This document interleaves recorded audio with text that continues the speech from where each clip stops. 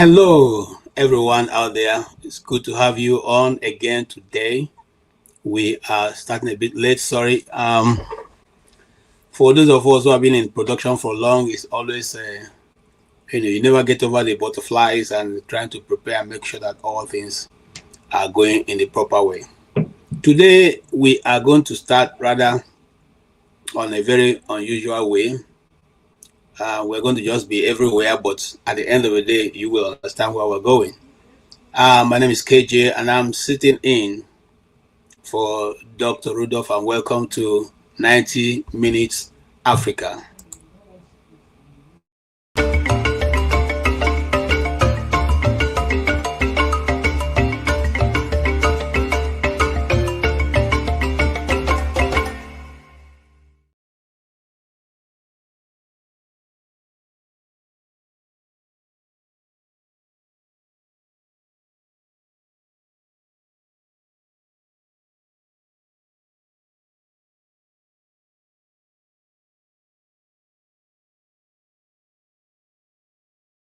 Out of power. That was led by Buhari. Today, August 5, we have come to remind the whole country that a revolution is necessary and imminent, and that nothing can stop that revolution. Not all these zombies behind us. When the people are ready, barbed wire will not stop us. Yes, the police will even join, the army will join. yes, But we have a number of demands that we must reiterate here. And they include that Nigerian workers must be paid 500,000 naira per month as their minimum wage. We have also asked that they release Nnamdi Kanu from unjust and unlawful detention. yes, That they discontinue all forms of trial, whether it's cybercrime, treason trials against activists and Nigerians who are raising up their voice against bad governance in this country. Most importantly, to announce that Tinubu's tenure is over. yes. Tinubu must Go! Tinubu must Go! We have our colleagues in Lagos, in Ibadan, Port Harcourt, and different places who are also taking action today. This is just the beginning of a series of actions that will be taken, and we urge you, wherever you may be, Nigerians, to join us to bring about a new era and a new order in this country. Yes, We are tired of hunger, starvation, corruption, and that's what we're incompetence. fighting for. And we are ready and willing Yes, yes. to liberate Confirm. our country, regardless of what the bozos are doing at the back. They can't save Tinubu. No, they're old They men. can't. And they know it. Old men receive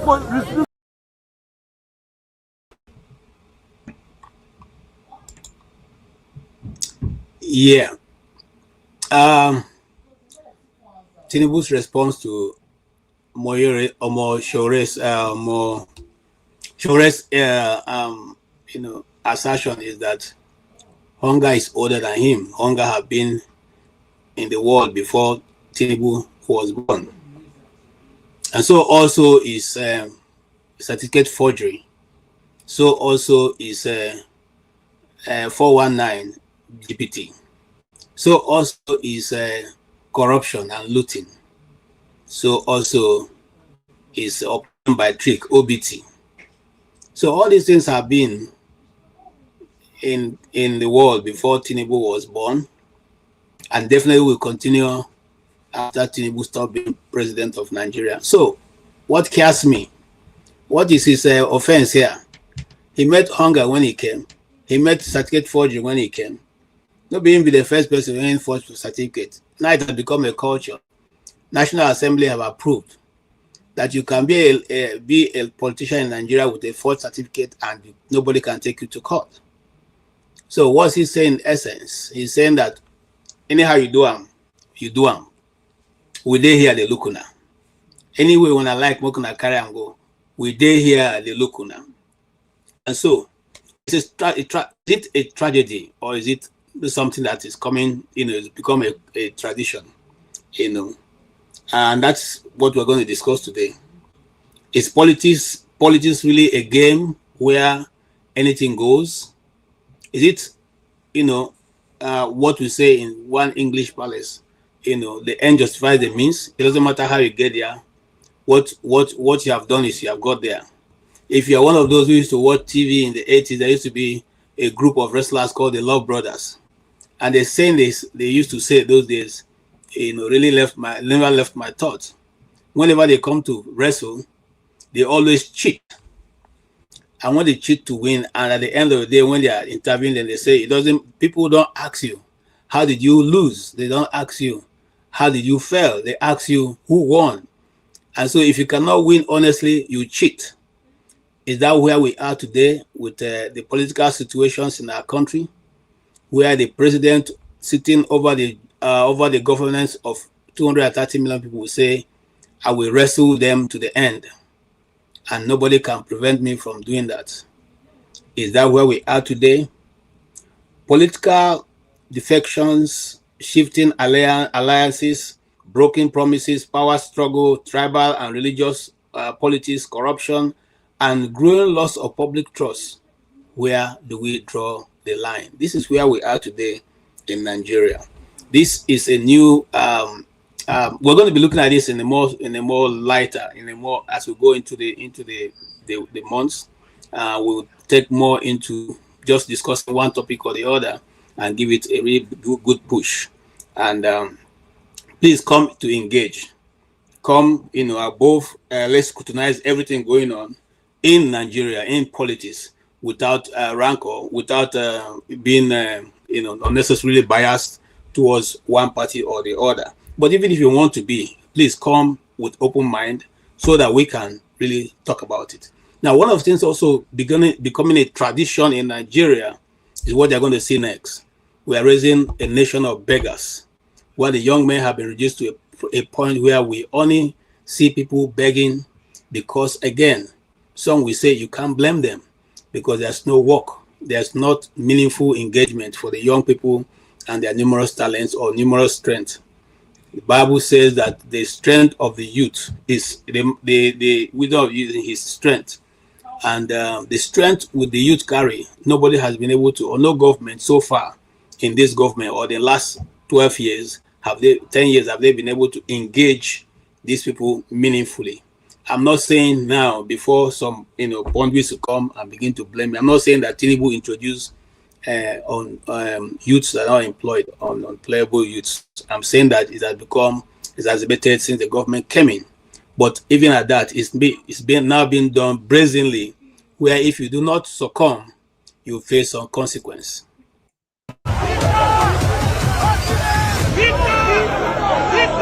This is Lagos, but not the Lagos we grew up in. Anyways, look, see, they are hitting my car, they want to break my glass. Rocket you, my bro. Stop, now be this. Why they drag this thing? Leave this place, I don't want to go to Korodu, so we can go and do something else, please. Despite its success and rapid development, the city is gradually changing into a heaven for street touts and thugs. Fella, we know we don't no get money for you to buy motor make what 200 million. If we don't like you, no post, we no go far. There's no celebrity where they show color. Bella. As they give them, they're supposed to give us. There are thugs almost everywhere, even in places like Lekki, an area you would expect to be one of the most secure and expensive parts of Lagos. Una they say celebrities for this side. Well. They come beside, come do something now. Yeah. Now we get the location about me. Many of them they did this work. It's Daniel, Fat the bad guy. You make sure I see your brother. If you are savage. A lot of factors have contributed to the rise of this kind of rascality in Lagos. While VIPs and wealthy individuals are often targeted by these street guys, they may also be contributing to the problem sometimes without realizing it. When just pay me 10K for shit. What can I just help me pray for DJ Tunes? I don't even collect our cash. 200,000. Sati they press money. Brazil don't press me.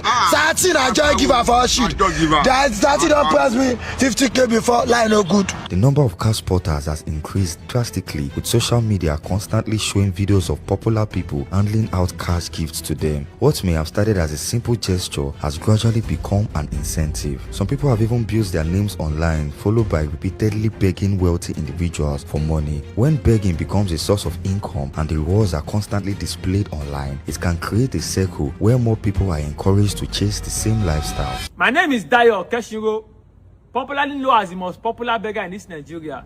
You may know me and you may not know me, but this morning I'm here to beg you. Some boys carry stone, they threaten Pella, say they go Stone in motor. In street boys, before they see your motor, throw you stone. They don't know the type of your person you are. Now so you can't do show, carry one range over. Who be that? Yeah, fella, with that girl, as you go come on money, the 200 you know reach 10.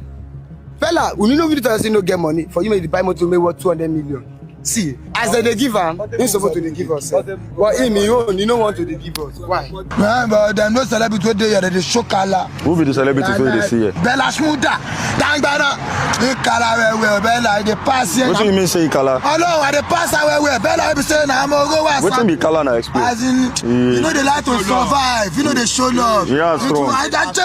You take comfortable, you not take comfortable, you not take good. I be not understand. Mama, they panic me. Oh. Make I tell you that Ola of Lagos. I will tell you when Ola is doing cleaner. He pack me in a quarter, no be mad. Ola, I know Ola na my guy. But Ola get Lambo, he see us for a quarter about the last 2 years. He push it us. Don't forget saying all those kinds of things. See my car? Traffic robbers. I'm declaring war. All those unexplainable people are around traffic. I don't care who you are, either beggar or any age. This is what you guys did to me yesterday. Celebrities and VIPs have increasingly become targets, but it is not just about celebrities. For filmmakers and journalists, the situation can be even more difficult. Simply bringing out the camera in certain areas can attract the attention of street thugs who may confront you, demand money, or even try to stop you from filming. A journalist was reportedly slapped while simply doing a job. Popularly known as Agberos, who allegedly demand money, intimidate commuters, journalists, and commercial drivers, and often resort to violence when challenged. I experienced this myself a few months ago. They nearly robbed off my drone. This raises a big question. How did Lagos get to a point where simply filming can make you a target? So far, change has started to happen. I went to Osapa, London to see if I could find any of the thugs operating on the streets, but surprisingly, the residents had already taken matters into their own hands. For the very first time in Osapa, London, we came here and we filmed without any problems. As you can see, there's no street boys on the road and there are no traders disrupting this place. I hope this can last for a very long time. They call us that we come and be chasing all these people that used to beg money. Because they used to mess this place up well. So maybe motor car was going, they will rush after him. After we wanted to give them money, they will be robbing themselves. So now you Osapa, London needs to happen now, or now for the whole of this Lekki's axis now happen? I only know here, this Osapa. I hope the government can find a lasting solution to this problem and begin to heal the streets of Lagos from the growing pandemic. Perhaps we can bring back the Lagos we once knew, where people can work, succeed and enjoy what they have without constantly looking over their shoulders.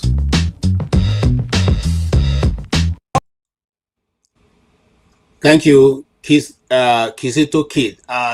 That video is courtesy of Kizito Kid. We want to give a shout out to you for well documented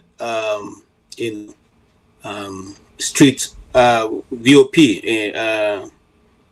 in Lagos. That is the situation that we find ourselves, gentlemen and ladies. A nation where even though many are wealthy, but many more are hungry. And even the wealthy are now afraid to drive or to use their wealth openly. And that's what we see in Lagos. So we are going to look at this extensively because many years ago, a Nigerian politician called Aminu Kanu said this: those poor people, the children of the poor that you don't train will become the problem of your wealthy children tomorrow. I'm just paraphrasing that.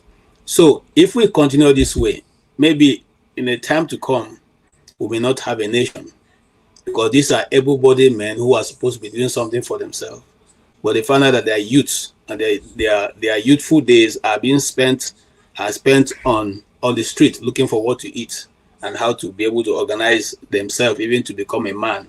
You can't be a man if you can't even organize to eat 3 square meal, or even eat 2 square meal, or even eat a good meal. Even if you are going to eat a meal, it will be 1 meal per day, but it should be a good meal. Well, that's part of what is going on. The other thing that's going on, which the Nigerian media, because of what they've been saying about this, have refused to carry, is the story of Simon Ekpa. Simon Ekpa, who is the self-acclaimed Prime Minister of the Biafra Republic, in exile, was in court for the last better side part of last week, and he had a good standing and good show, and he was fully represented by both foreign and lawyers from Finland. And we will, if we can, we will play some of those videos. But if not, someone himself was in good spirit. I particularly enjoyed seeing that he's still in good spirit and he's not perturbed by whatever is going on, because lies can only last for a particular period, but it could never last forever.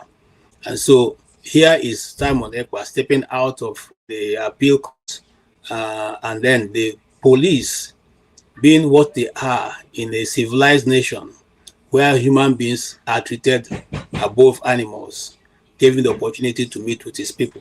And this is what happened. Thank you.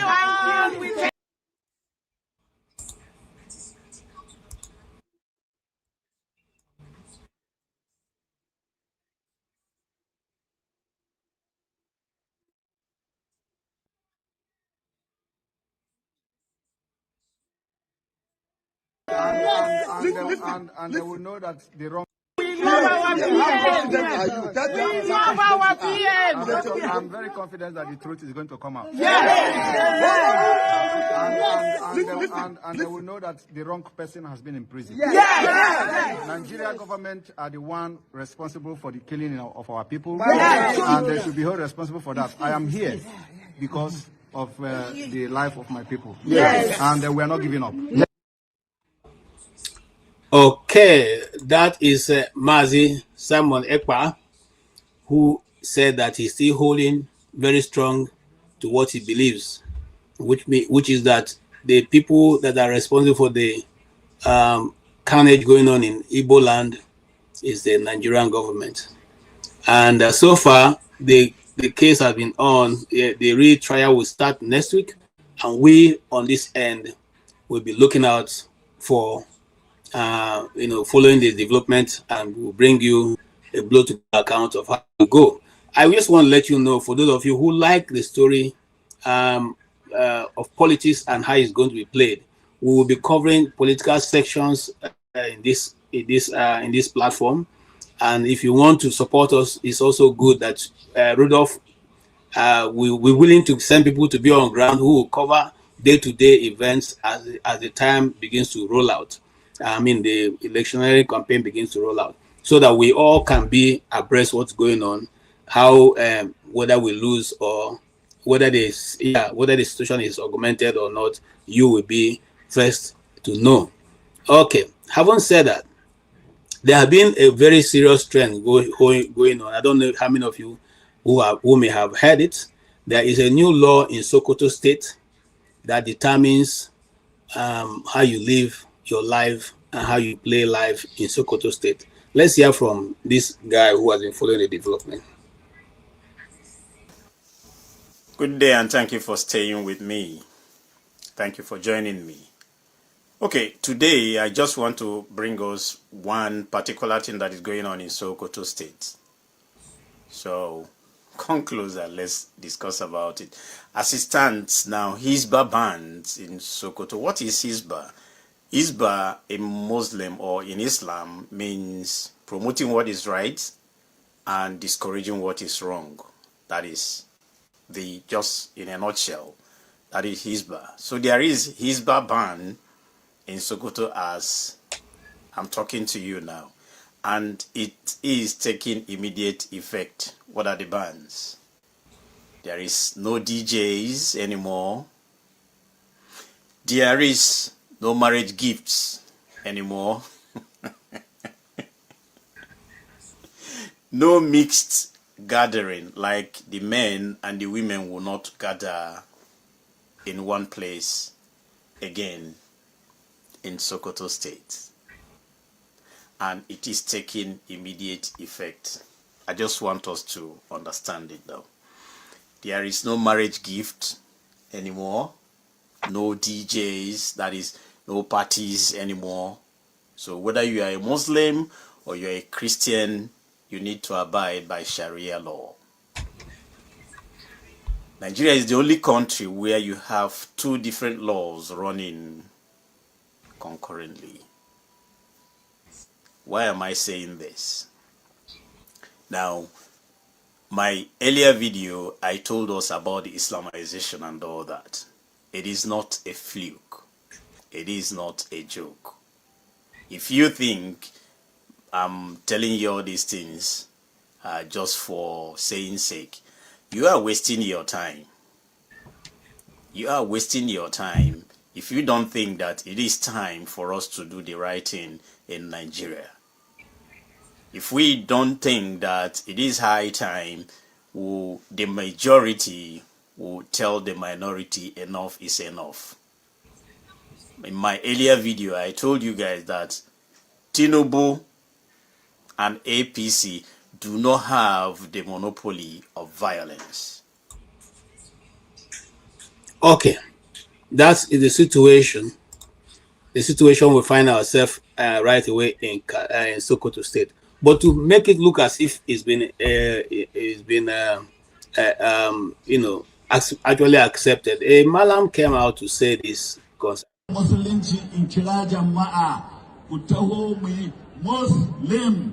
Muslim. Na sani cewa kafirai na jin zafin wannan kalma, to amma ba akwai kiristoci ba, ba akwai yahudawa ba, ba akwai masu bautar magiro ba.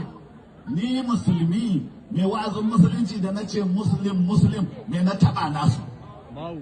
Na hana kirishin ya faɗa ne, na hana magiro ya faɗa ne, na hana ɗan tantalmace ya faɗa ne.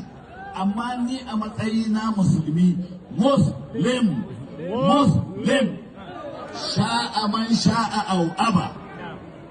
Amma wani zai ce ai to demokradiya ne, ai akwai suwa ne, ba sa sallah, ba ai kai ne wakilinsu. To mu muna sallah, muna azumi, kuma demokradiya kun ce majority carry the vote. There you go, gentlemen and ladies.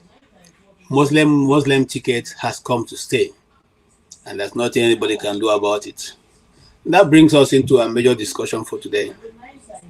Some time ago, the archbishops, the bishops of the Catholic Church went to the president to let him know that the suffering in the land is great. And they are not falling out of the blues to do this. If you are a Christian like myself, you will have known that at the death of Solomon, the elders of Israel gathered and went to his son and said to him, "Your father was so hard on us when he was king. Now that he's gone, we served him faithfully, he's gone. We also want to serve you faithfully, but reduce the level of suffering for the people so that we can be able to go along with your government." But his very, young friends who felt that, they are more intelligent than the elders said to him, "Why should you reduce the suffering? Tell them that you increase it. Even the one your father did, you will double it." And that's the answer he gave the elders of Israel. And of course, that was the end of that republic. Is that what we are witnessing also at this time? Well, the bishops went to him and said to him, "This is the situation we find ourselves." And I want to put it on record. I am not a Catholic, but the Catholic bishops, especially the Catholic bishops, do not speak only for Catholics. They speak for people who are Catholics and non-Catholics. They don't represent any political party. They are always there. In fact, these bishops, if any of you remember Archbishop Okoje, Lagos, the Bishop of Lagos, he was one person who stood and spoke clearly on when the military was still in government. And those of us who know the story of Archbishop Onaikon, we know that the man has always stood to speak the way it is. I had the opportunity of interviewing him once or twice, and we became kind of friends, And he asked me, "Are you a Catholic?" And I said, "My Lord, I'm not a Catholic. I used to be." So he said, "Oh. What should we do to bring you back? Because we want some of you to come back." And I said to him, "What did we do to you? Tell me." So I said to him, "Archbishop, if I tell you why I left, you said you leave." And he laughed. This is what you cannot tell other bishops. They probably cost you to your death. He laughed and said, "Really? Oh, no, I'm not going to leave. I will only hear it and then we'll find a way out around it." And since that, whenever he sees me, remembers me and calls me my friend. Now, that is the man. You see, he is not as dogged as people want to paint him. He is a very nice bishop. At least I used to be a Catholic, I can say that much. So when he spoke on television after the meeting of the Archbishop, it wasn't because he intended to speak on behalf of anybody. Remember, this same Archbishop or Nikon fought Abacha and all the regime and spoke eloquently and clearly on the position of the Nigerian people, whether you like it or not. And we'll have some of those videos just in case those of you want to argue about that. But he spoke, and that his statement brought a lot of criticism from both sides. I want to hear both sides before we go on this. Position of Mr. President came very clearly in that statement that he made. In politics, all is fair. Is that true? If that is what politics is, that in politics everything can be done, provided you win election. Well, clearly that's not correct. That is not correct. If that is what was said, then it is certainly not correct. That is not. We heard it. There is propriety in everything, and they ought to. And that is what we are worried about. We are worried about the fact that we see clearly that our government is bent on winning by all means. And unfortunately, they have a lot of means at their disposal to win. And they are deploying all those means in a way that eventually, even if we had a free and fair election, the votes of the people may not count. But we gave two warnings. Right. We gave two warnings. The one you mentioned.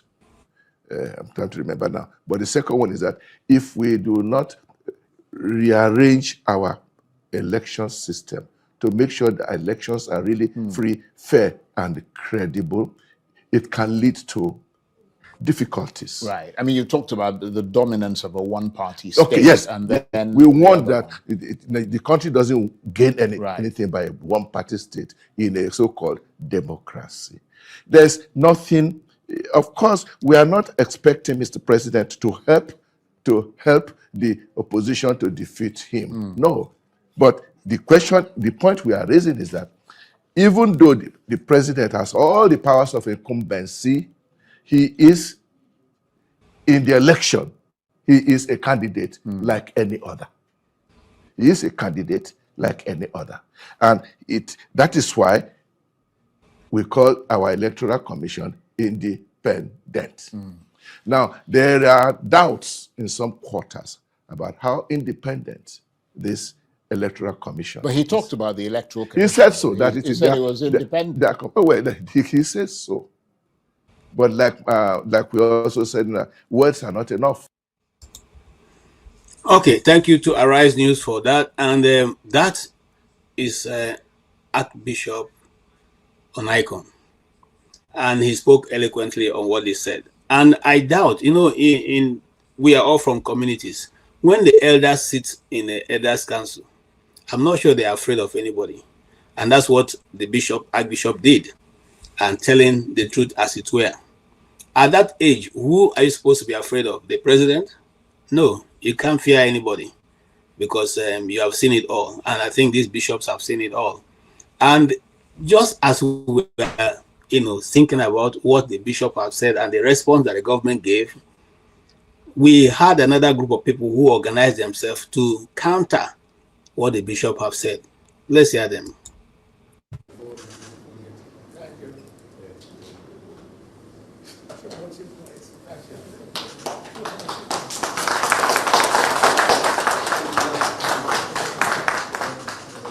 We miss our father, Dairu Bauchi.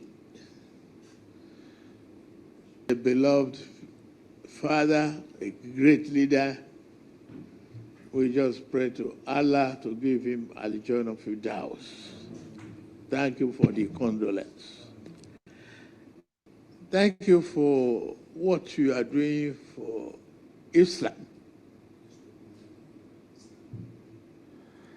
The great work that Tijanians are doing for Islam across Africa as a whole.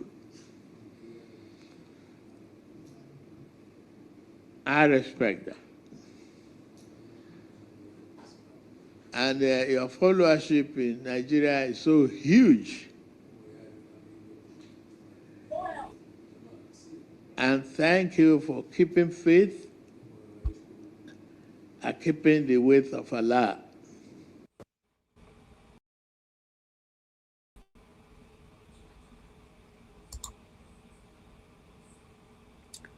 Okay. So whilst the bishop said this is not right, others came to congratulate him and give him an award for what he's doing. Gentlemen, the table is set. And only God will help us to know where we're going. But it's not every member of this group that agrees with what he has done. So let's all try to balance the situation before I go to my next video. And in fact, I'll be rounding up very soon. Some individuals, both sides, the Bishop of Lagos came out to defend, who is also the chaplain of the Aso Villa, came out to say that the bishops are not speaking on behalf of all of them. We have the video somewhere.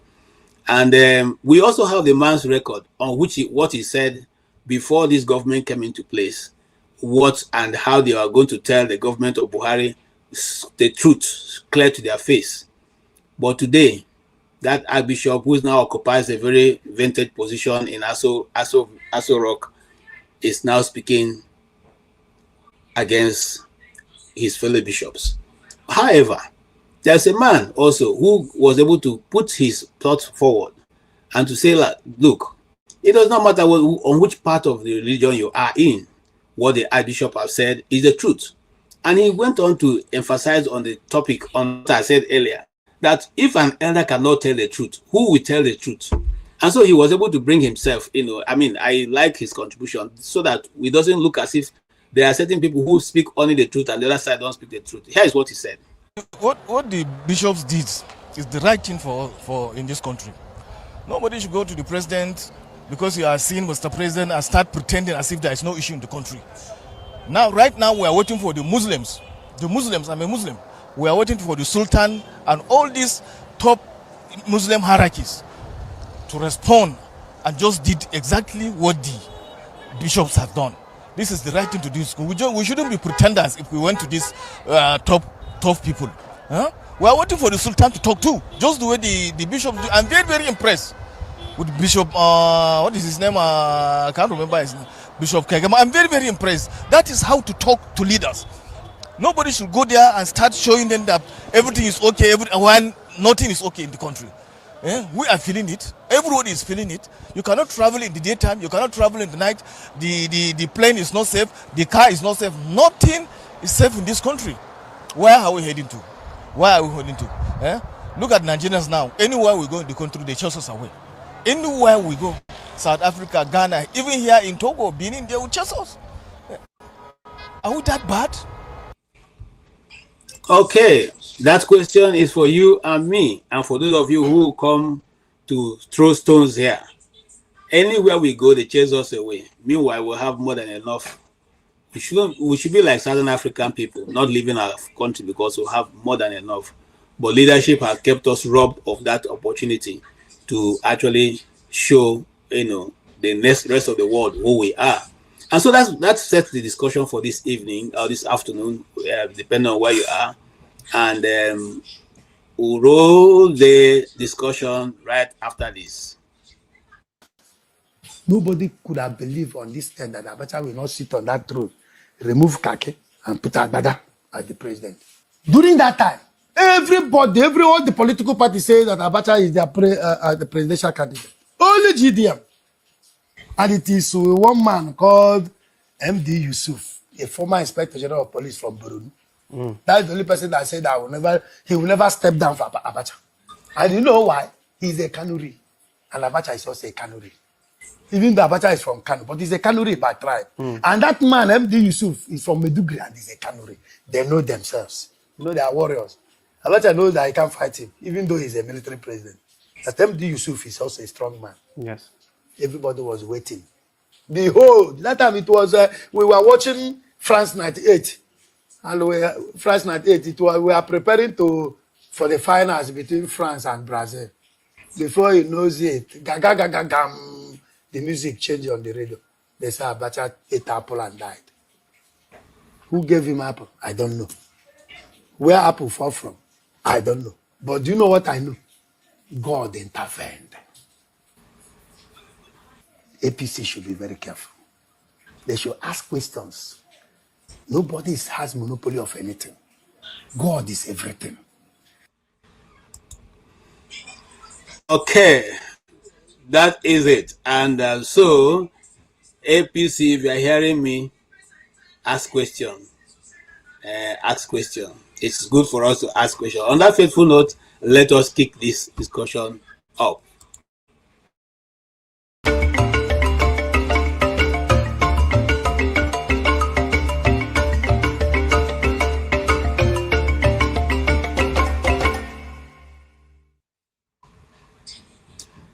Okay, you are all welcome, and I see I have guests. Mr. James, you are welcome. Let's get you in real quick.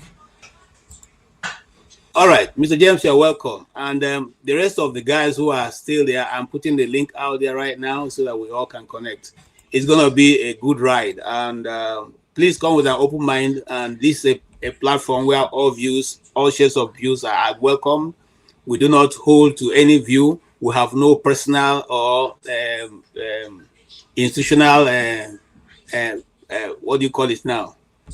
We don't hold allegiance to anybody. So we're just free moral agents here. Mr. James, you're welcome. You've seen most of the videos and you also have seen the topic that advertised. The question we ask ourselves is all really fair in Nigeria, in politics, especially in Nigerian politics? Or is it just, the fact that we have refused to learn the right thing and bring ourselves into a place where we will do what is right for our people? What is your view on all that we have discussed? You may want to start from anybody, anywhere.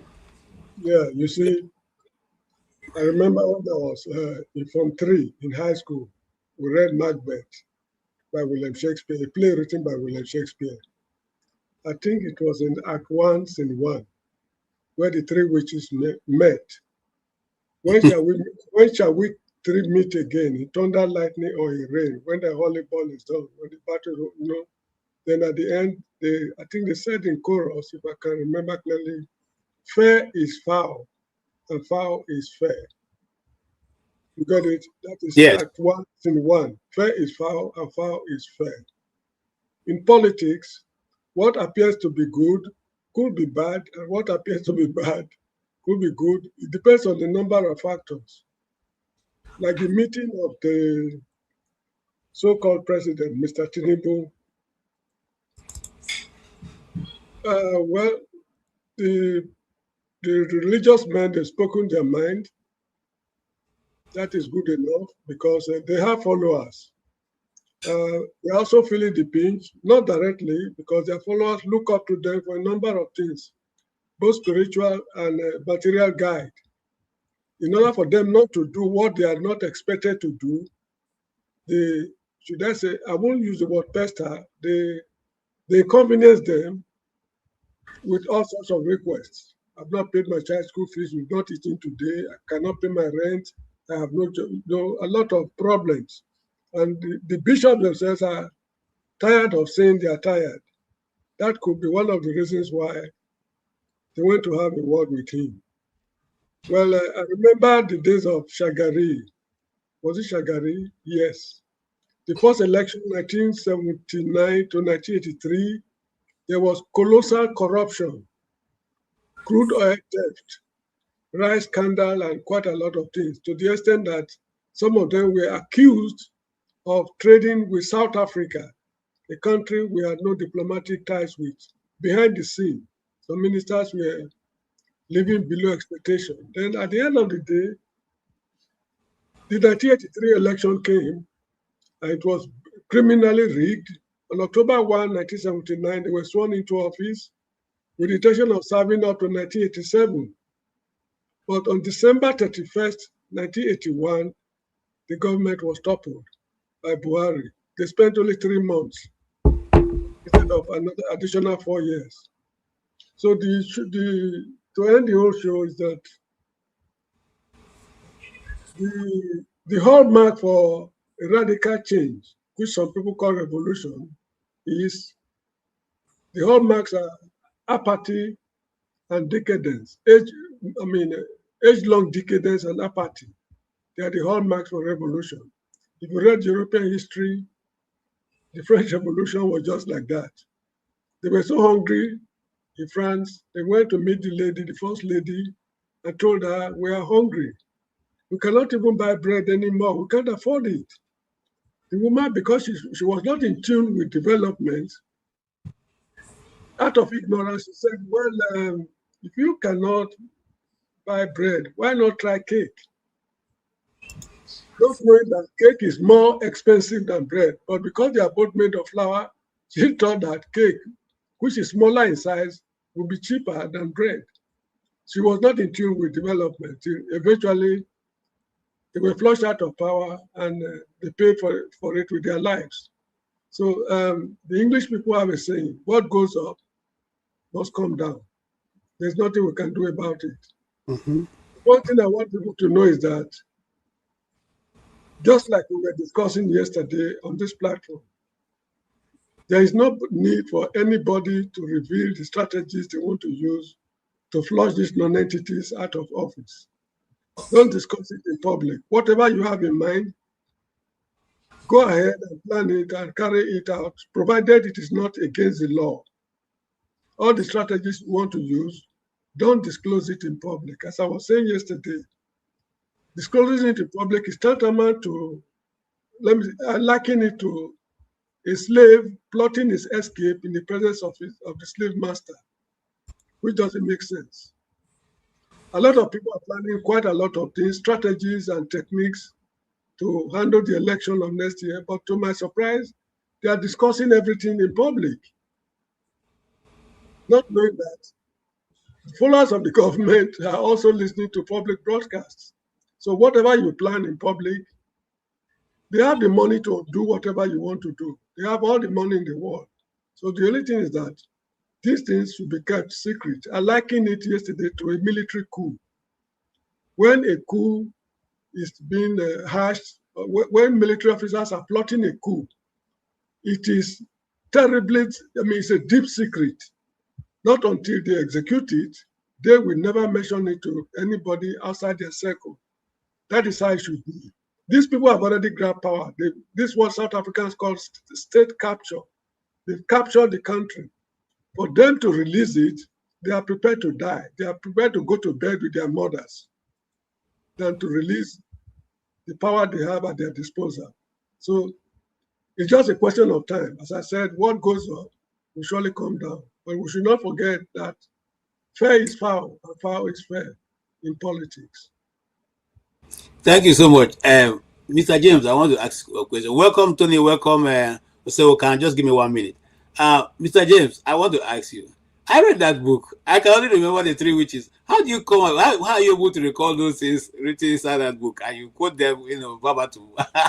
You have done that. You know, I'm a teacher. Okay. Okay.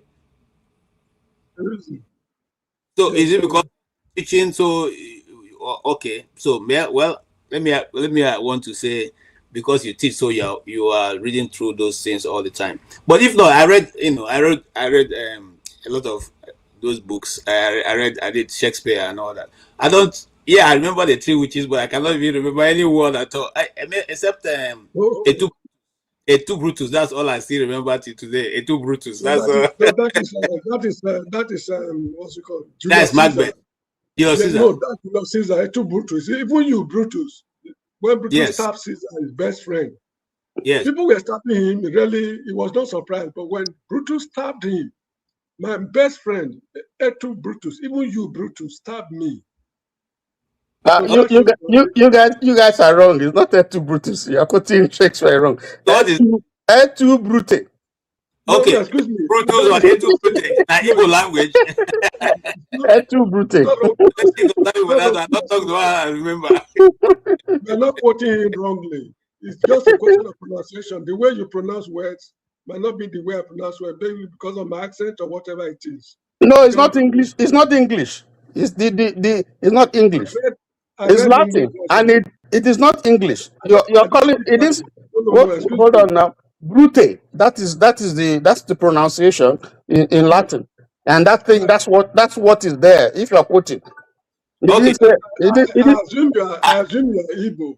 If I say one name, an Igbo man will know that I'm not an Igbo the way I pronounce it.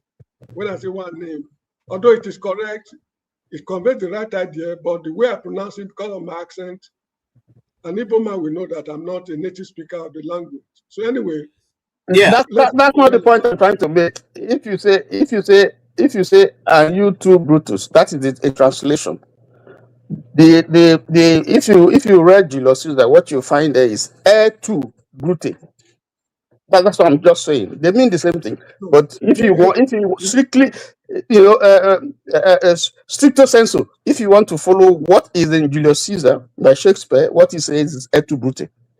Anyway, but it doesn't matter. It's just whichever one it is, we have. Now the same thing. Whether water pass Gary or Gary pass water, now the same thing. Yes, so and that's in another play.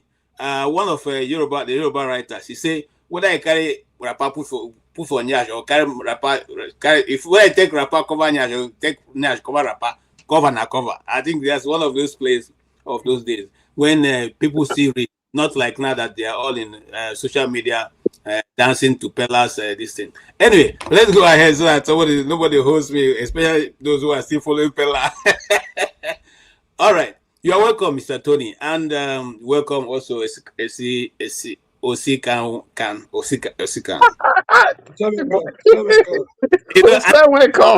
Change it because you see the same thing happened to me when I was growing up. I had an Igbo name that they couldn't. No, the name is difficult to pronounce. I'm able to try because it resembles a Benin name. In Edo language, there's a name they call Osemihai. So that his name resembles that. That's why I'm able to struggle to pronounce it fairly correctly. It's an Edo name now.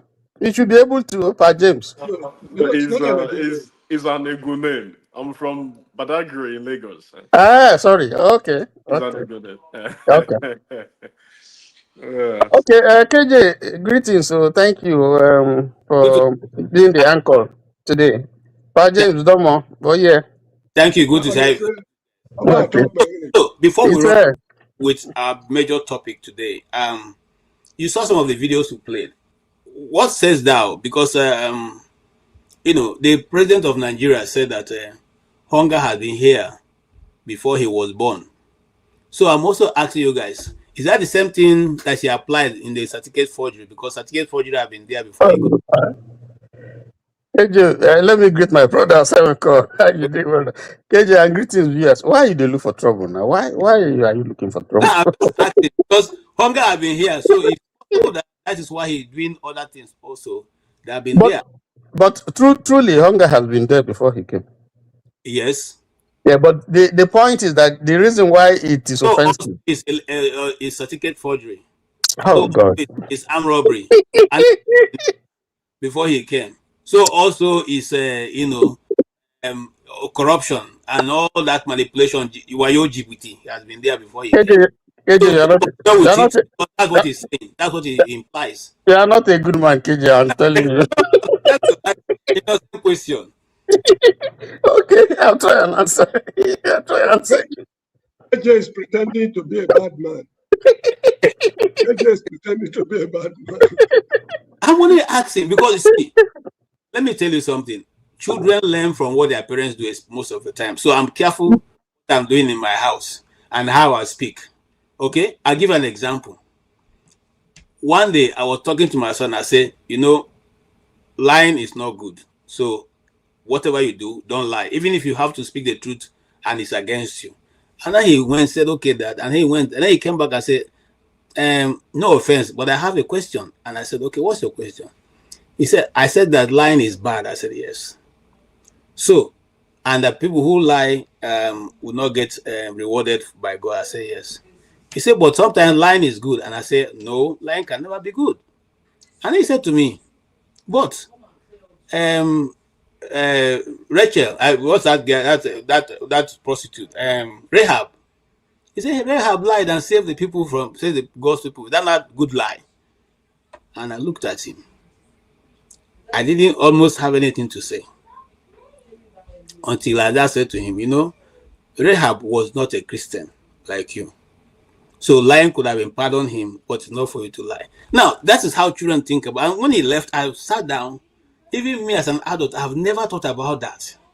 That someday somebody will come up and ask you and say, but Rahab lied. Why is that lie accepted? And the one I'm saying is not accepted. So that's how children think. That's how, when you see a leader say to you, you know what, hunger has been there. Why should I care about it if more people are getting hungry? After all, it will be there even when I leave. But what makes a great leader is your ability to change the situation you find on ground for the betterment of those you have come to lead. If not, there's no need for you to be there. Anyway, that's just my own. That's my own idea. So, but you guys are free to say what you want to say.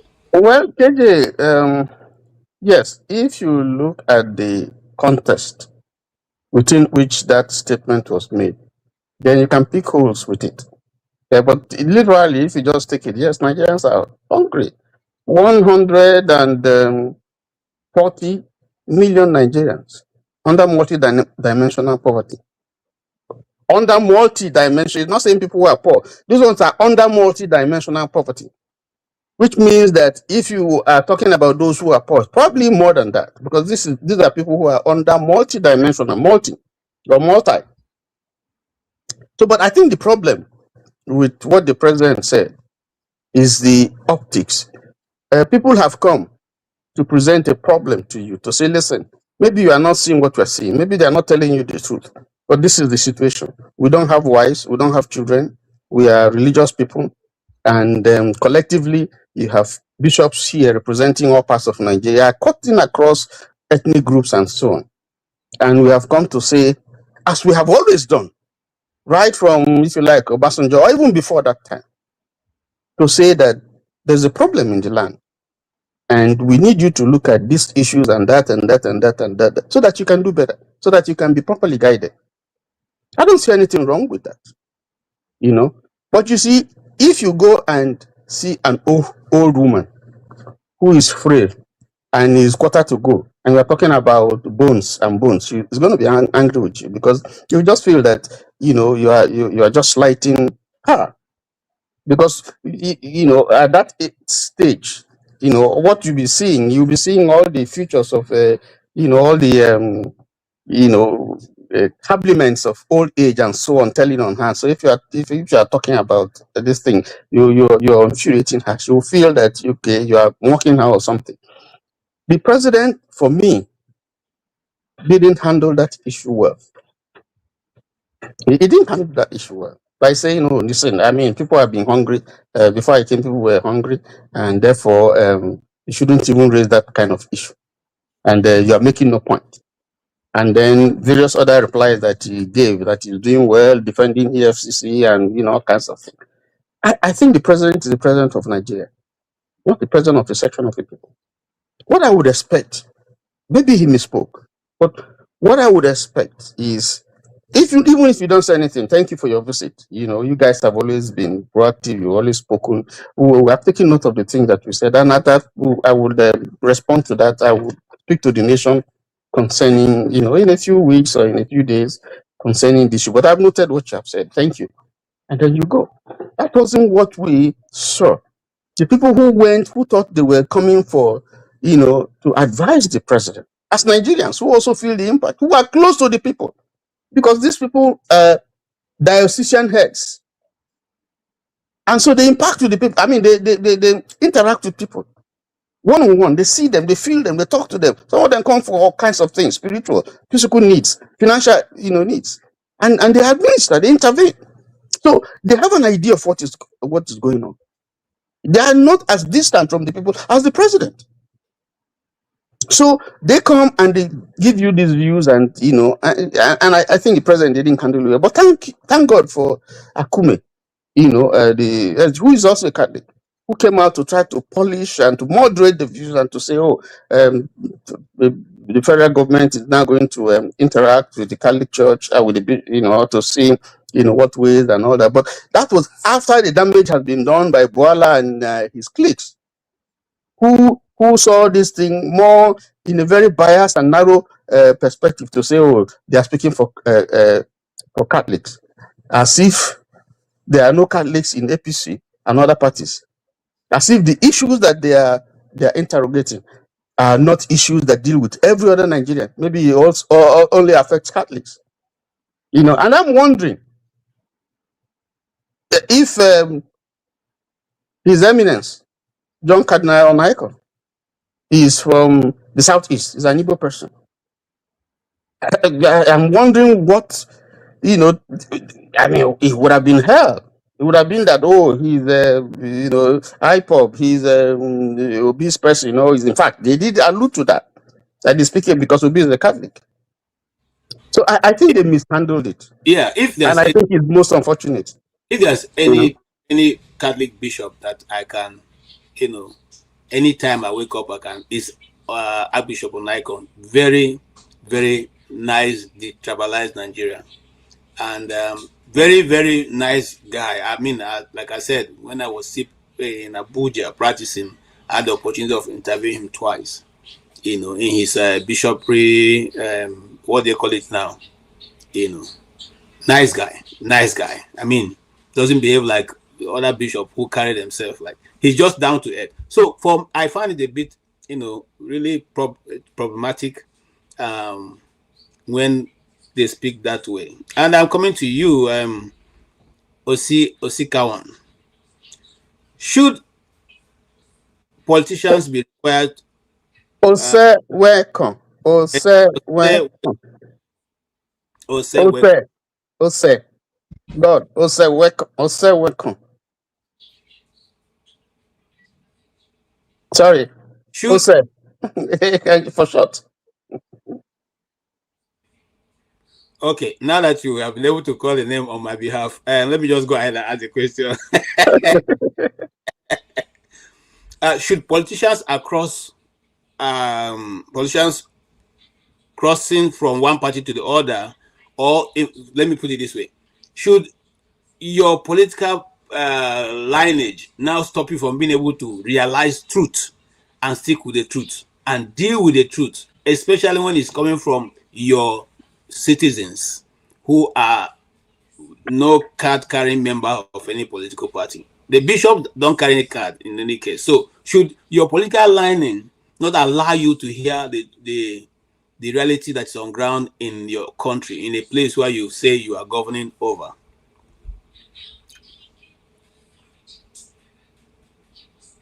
Yes, go on. Are you asking Ogatoni or myself? I'm asking you. Okay, myself. Okay. Ogatoni, I regards, Mr. James. I salute you, sir. Thank you, Mr. James. I appreciate your statesmanship yesterday.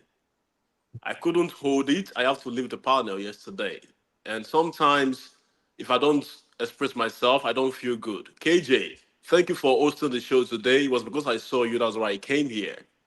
And I believe that to build a community of people, we have to hear every side, both good and bad. And then have what we call a synthesis, a kind of a conglomerate of ideas that we can sieve out with the one that we are going to use and the one that we will discard. You see what I'm saying? But we cannot build a society where people are being bullied, people are being shut down, and being spit upon. I don't know her name, but her attitude yesterday was disgusting, despicable, and uncalled for. We started, I don't know her from Adam, she doesn't know me, but calling me names after I left the show, that was detestable. I don't think any community of people should be talked down on that way. And this is a group of men that are families. No matter how you feel, don't carry your feelings to this show. We all have feelings. If you want to make Dr. Damage's show a hub of feelings, nobody can stay here. So thank you for hosting today. Thank you for being here. You've asked a very pivotal question that is based on truth. But then again, before I go to that, I would like to say that Tinubu seems to see everybody that doesn't align with his ideology as a competitor. But what he fails to understand is that the Catholic Church, over history, more than 2,000 years now, have dealt with a lot of emperors, a lot of kings, monarchs, and a lot of people. So to say this without any form of ambiguity, Tinubu will leave this earth, the church will still be here. The church have seen the beginning and the end of so many emperors over time. So it's only a fool that will be fighting the Catholic Church. You see what I'm saying? That must be said. And I will say this again unequivocally, that the Catholic Church is not a Kabu institution. You see what I'm saying? So we have to understand that the church, the Roman Catholic Church, the Orthodox Church, every church that pays alliance to the universal church is not a facade of sycophany and psychophancy. So on Icon, even let us look at the pedigree of the characters involved in this old Holabalu.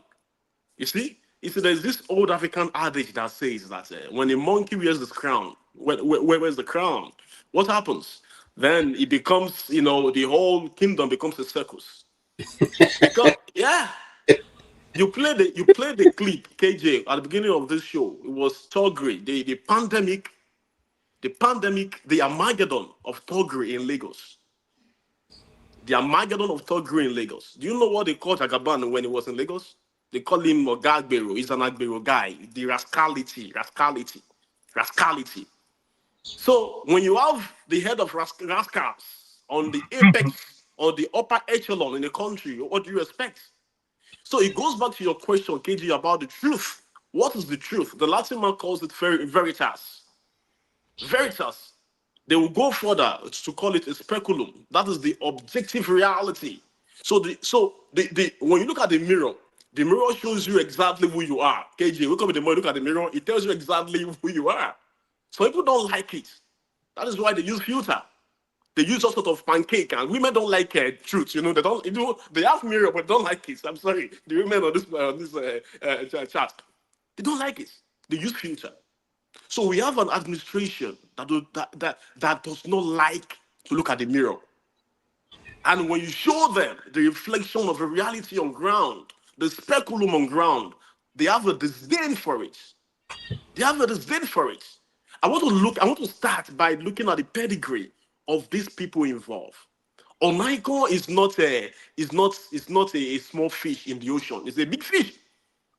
He was born 1944. Huh? So looking by his intellectual formation and his capacity, is anywhere he's standing as a man, some people cannot stand there. Is it by academics?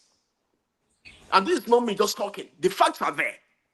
Is it by academics? This man is far more intellectually documented than Ahmed Tinubu. Let's look at the trajectory of this individual we're talking about. Onaiko went to St. Michael's Aliade and he achieved distinction in school. In his WAEC. His WAEC is public. Distinction. Tinubu does not have a WAEC. It was the best in northern Nigeria in his time. Thank you, Ogatoni. You see, that's why lie is not good. If I was lying before, Ogatoni will not second. It was the best. KJ, show me your president's WAEC. Show me. What are the records? Before he left and went to Bodija. Bodija is in Ibadan. I studied at the Dominican University in Samonda, Ibadan. I know my classmates. Bodija is along that side. Before you go to what's it called, Agbo Market, Bodija Market. It's along that line. SS Peter and Paul Seminary. That's where I studied. Before I moved from there, went to Rome to obtain licentiate in sacred scripture in Biblicum. Then I'm studying. You know what I'm saying? He then went further to have a doctorate in biblical theology, summa cum laude. Meaning he was one of the upper class in his time. in Pontifical Urban Rome, and then he served as the rector of a seminary. I was appointed a bishop at 38 before he rose to become a metropolitan archbishop of Abuja, and was elevated to the College of Cardinals of the Catholic Church by Pope Benedict XVI. So he has obtained the highest pedigree any intellectual within the Western with the Western Christendom could attain. So when the Kabu Bishop in Nasrok is talking, I just laugh. So Onaiko is not living a life of forged intellectual capacity or rigor. It's living a life of philosophical clarity, public duty, and a life that I call a life that is cultivated on phronesis. Like I say again, KJ, the church has a moral autonomy and moral obligation to say the truth. So when you look at Tinubu, for example, look at what INEC published the other day. Peter Obi's record were there. Tinubu, only one was there. He was missing. And a professor in Nigeria is the one heading that department. What did he say? He said it's not in the law. It's not mandatory. That is what happens. That is what happens. So when Tinubu says all is fine in politics, that hunger has always been there. So because killings has always been there in Nigeria, I can wait and allow KJ to be kidnapped and killed as a president, and I will keep quiet. So it is justified. That is the Tinubu logic here. Because hunger has been there. Because I met hunger there before I became president. But then going by its logic, deduction, we could assume here by the third premise that anything can go on. When you say all is fair in politics, it is catastrophic because there are so many implications there, KJ. You know, I can go on and on, but let me just summarize it. The first implication of there is that it suspends any moral constraints, and the truth, like you asked me, KJ, ceases to be an objective standard, and any community of people that the truth is not a lineage for them, like you use KJ, lineage. There's a problem there because they start acting in deception. And one thing that deception does to us as human beings, it gives us arrogance. You start seeing even the slightest advice and admonishment as competition. You see, so we are dealing with a rigorous Armageddon in Nigeria, a Luciferian attempt to turn this largest and most populous black nation to a shamble and a community of charlatans. Secondly, in a community that's all is fair in politics, there is an institutional decay. Because when we treat, politics affects our lives, KJ. It affects our lives. Politics is at the core of our existence. Because this is where politics are being made. Politics that will affect our generations to come and what our future will look like. So what a Latin man will say, it becomes a bellum omnum contra omnes. It becomes a war against all. Bellum omnum contra omnes. So what we are fighting, this is an institutional war that we have allowed to go. You see, I can't go is there. I wouldn't want to go all in. Okay. And to those saying that, is going to fight for Peter Obi, that is ridiculous to say. Okay. Thank you. Let me comment. Thank you. You see, I want to talk to those in the comment section, please. Like we say, today is 90 Minutes Africa. If you feel that you have a point that is different from what the speaker is saying, you are free. The link is online. Please, we'll give you enough time to come in and make your own contribution. But please avoid trying to, you see, I hear this many times that the black people cannot speak without insulting each other. Let's learn to have a conversation without insulting nobody. If you have your view and it's different from what the person is canvassing, please come in and give your view. And don't avoid trying to insult. I beg you. And nobody has a monopoly of knowledge. We are 5 here. 5 of us don't have all the knowledge in the world. We just have 5 heads. There are many more heads out there than the one we have here. So you may have a better understanding of the topic. Please, we are not saying we have all the knowledge. Come and give us your own so we all can share. Don't insult anybody. But if you feel like you must have to insult, then you can also excuse us. That Thank would you. be much Thank better. you, KJ. Again, like I'll just say this quickly. That we are in a nation where education is highly deprived of the people. They don't read. So they will come and tackle people. I don't blame many of them. The schools Okay. have been closed down. Let's go ahead. Thank you. And Kolata, you're my friend. I can't be hiding your name. I don't want to call your name. It's not you. I'm just because you're not the only one making that kind of comment. I just made it generally. Okay. And then also, of course, OC, the other thing I want to say is, you see, every presenter has his or her own style. I like OC. I like Omoye. I mean, not because she's a fine lady, but she's fine, shall let's tell ourselves the truth. But because she also can assert herself in the position she wants. Every presenter is just like television. How everybody get their own style. That's her own style, and she's comfortable with it. So let's also give it to her. Yeah, she was a little bit hard on you guys, and she said the reason for it was she wanted to galvanize results, no longer talking, and that's okay. It doesn't take away from our platform. Our platform is have your say. You see it. There was a Marcos Alonso. Uzo. So that is where it is. Thank you so much for yesterday you acted maturely. So let's leave it and move on. Jagun. Until I got to know the meaning of the name, I don't play with it again. All right, good to see you. Welcome, Uzo. And also. to see you. Yeah. KJ, yes, sir. As normal, you are doing a wonderful job, sir. Thank you so much. And I know you are itching to go. So let me throw this out to you. First and foremost, there's this after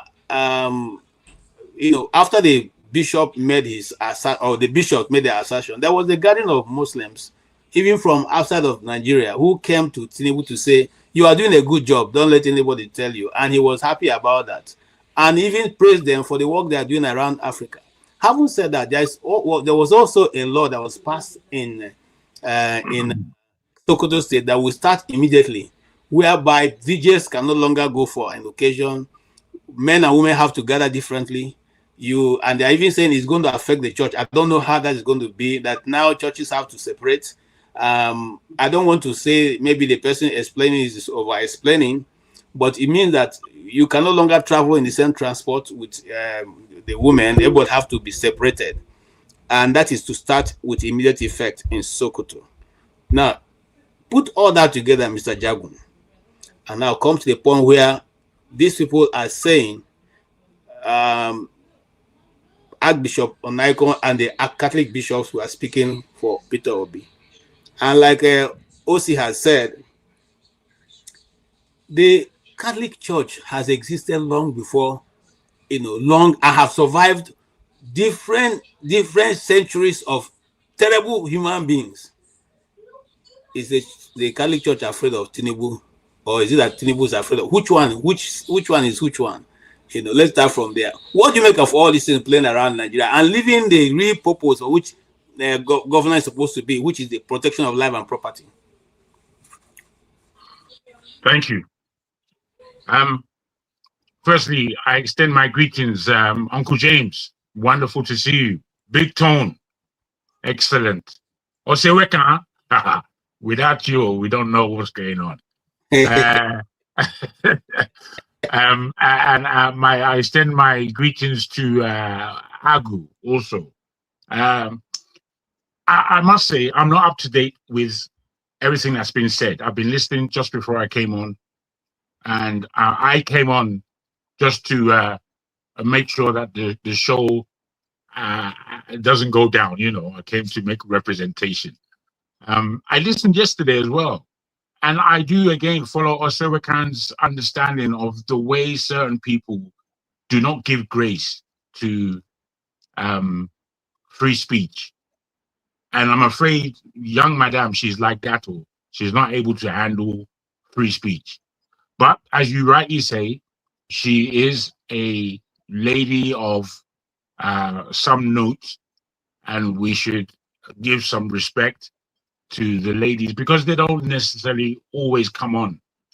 But, you know, as public speakers, we have to stand our ground and we have to call our own name, is what I would always say. So that notwithstanding, I'm not up to date with what's been going on politically or indeed religiously in that funny place called Nigeria.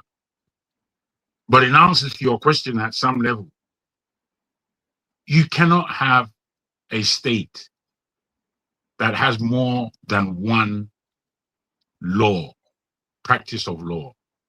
And I'm afraid Islam and the Islamic leaders of a country called Nigeria are pushing their luck. They have been pushing their luck since the beginning of Nigeria. And you know me already, I'm not one to just allow someone to bully me in my own space or to tell me that they have more of a right than I do. I would always speak against Islam because they speak against commonality of human capability, human rights, human understanding. Their book speaks against it, against what is human. I don't find their book very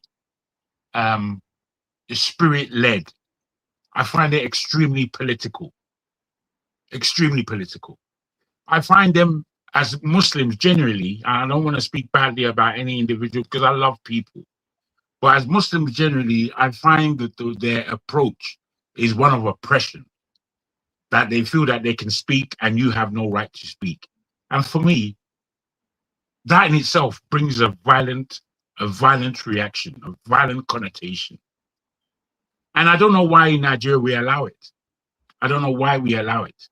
I sometimes I would critique Yoruba people, but where I'm proud of us as Yorubas is that we kind of do allow speech to take place, especially amongst men. We allow speech to happen. We're not trying to. The intellect and the challenge of the intellect is what is at hand. Not that you will be using your chest to squash me into a certain place. You know, I'm listening and I don't have necessarily a lot to say on your question or indeed the subject at hand.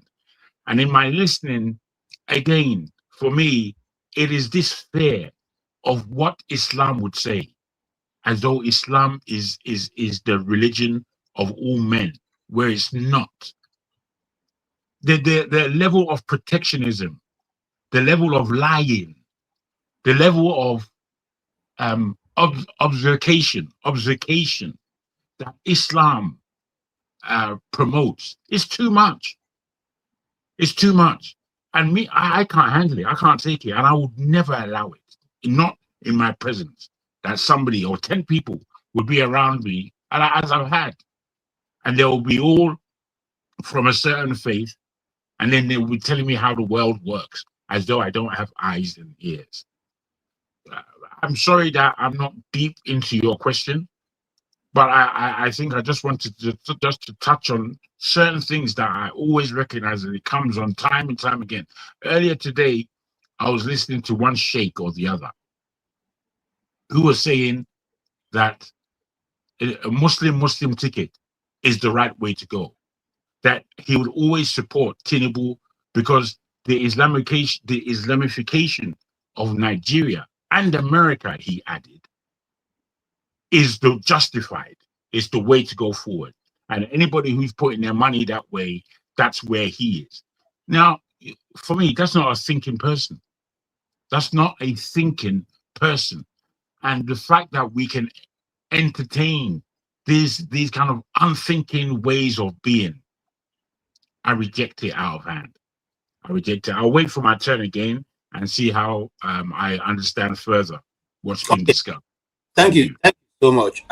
Unfortunately, Jabu, many of us, especially from many of us, even Christians and Muslims alike, don't think there is a systematic plan to Islamize Nigeria and indeed the whole of West Africa.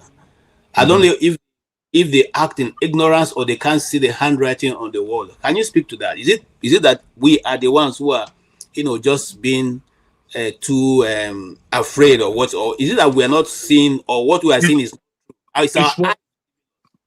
Yes, sir. Yes, sir. I understand where you're coming from. And I would make mention of Ibrahim Traore.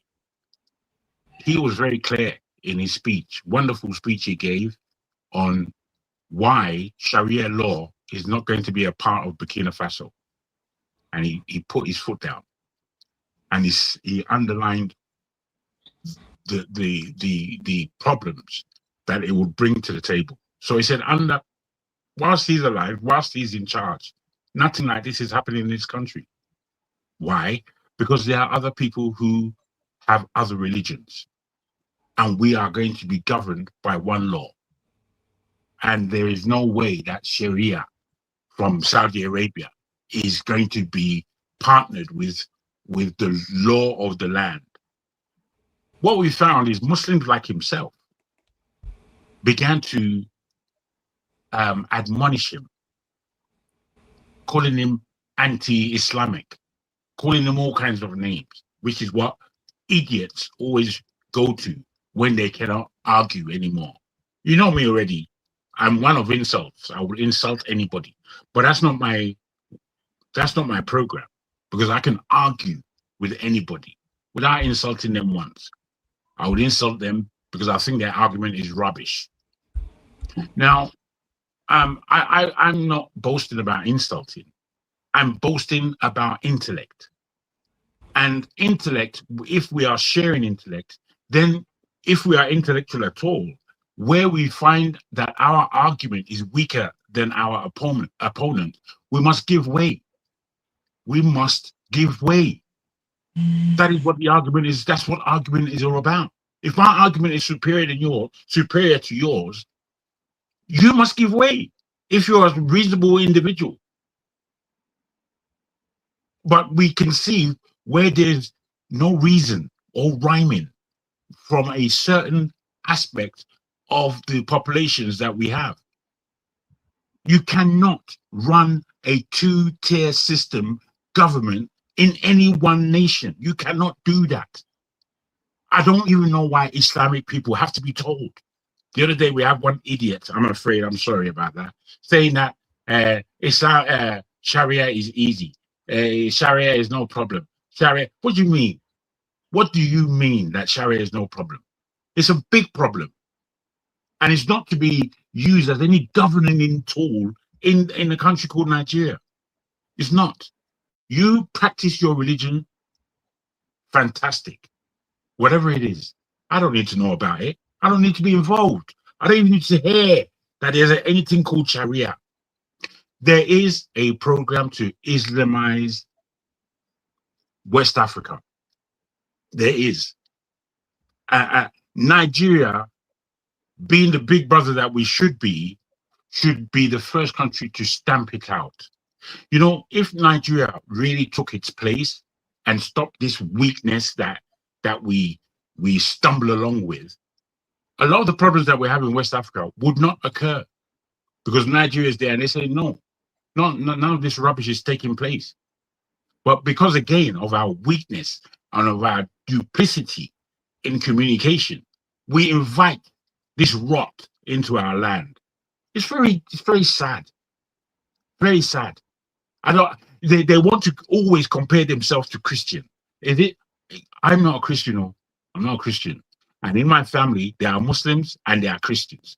So, you know, the way I come across, it's very difficult for any of these people to argue with me, because I'll take their book and take it apart.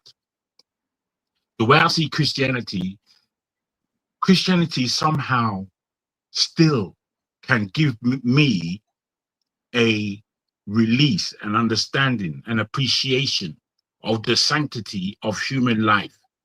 When it comes to Islam, it'd be like, say, you're only human if you're Muslim. You're only human if you are praising Allah. You're only human if you are telling me that a warmonger like like Muhammad is as pure in his mind as a figure like Christ. It's pathetic. Pathetic. How can you argue that position? You can't, but they do. Why? Because they're stupid. And I'm not entering into stupidity because of you. I'm not entering into that. I'm sorry, I speak bluntly. I know I do, but I wanna speak the truth. I want us to get to a point where truth is at the helm. You know, somebody like our brother James, who always underlines that I prefer to be an atheist. You know, the fact of the matter is, as human beings, or no matter how we are born into anything, we all begin as atheists, to be frank. And it's from that position, if we are to grow our spirituality, that maybe we'll make a choice of Islam or any religion in the world.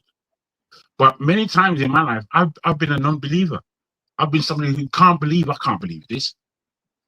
But then you soften because, you know, we are emotional beings. Okay. Being emotional. Yes. Thank you so much, Yagun. And I like you know what you've said. The truth remains. You know, some of the people making comments. Let me tell you something. If anybody who's, and I'm not saying it because I'm a Christian, and by the way, I have traversed through many sects of Christianity. So I have a good understanding of what is there. But if anybody tell that Christianity is brainwashing, the person doesn't understand what Christianity is all about, because it's only in Christian religion that the God of the Christians say, come, let us reason together. He didn't say, come and throw your brain away. He said, come, what is your point? Bring it. Let us reason it together. So it's not telling you to take an action, but that's not why we're here. Let's deal with the issue. The issue we're dealing with is, the big question is all fair in politics, as our president said? Is that a tragedy of Nigerian politicians or political space? What is fair in politics and what is not? And that question will go to Mr. Odumna Egu. I didn't hear you. KJ, let me. Yes. What do you say? Odumburago, which you know. Okay, Agu. I didn't know that. I didn't see the Agu. I thought. I don't see now. All right. Odumburago, the lion that killed the tiger. Chai. Strong name. The lion that killed the tiger. This question goes to you, and it's about the same thing we're discussing.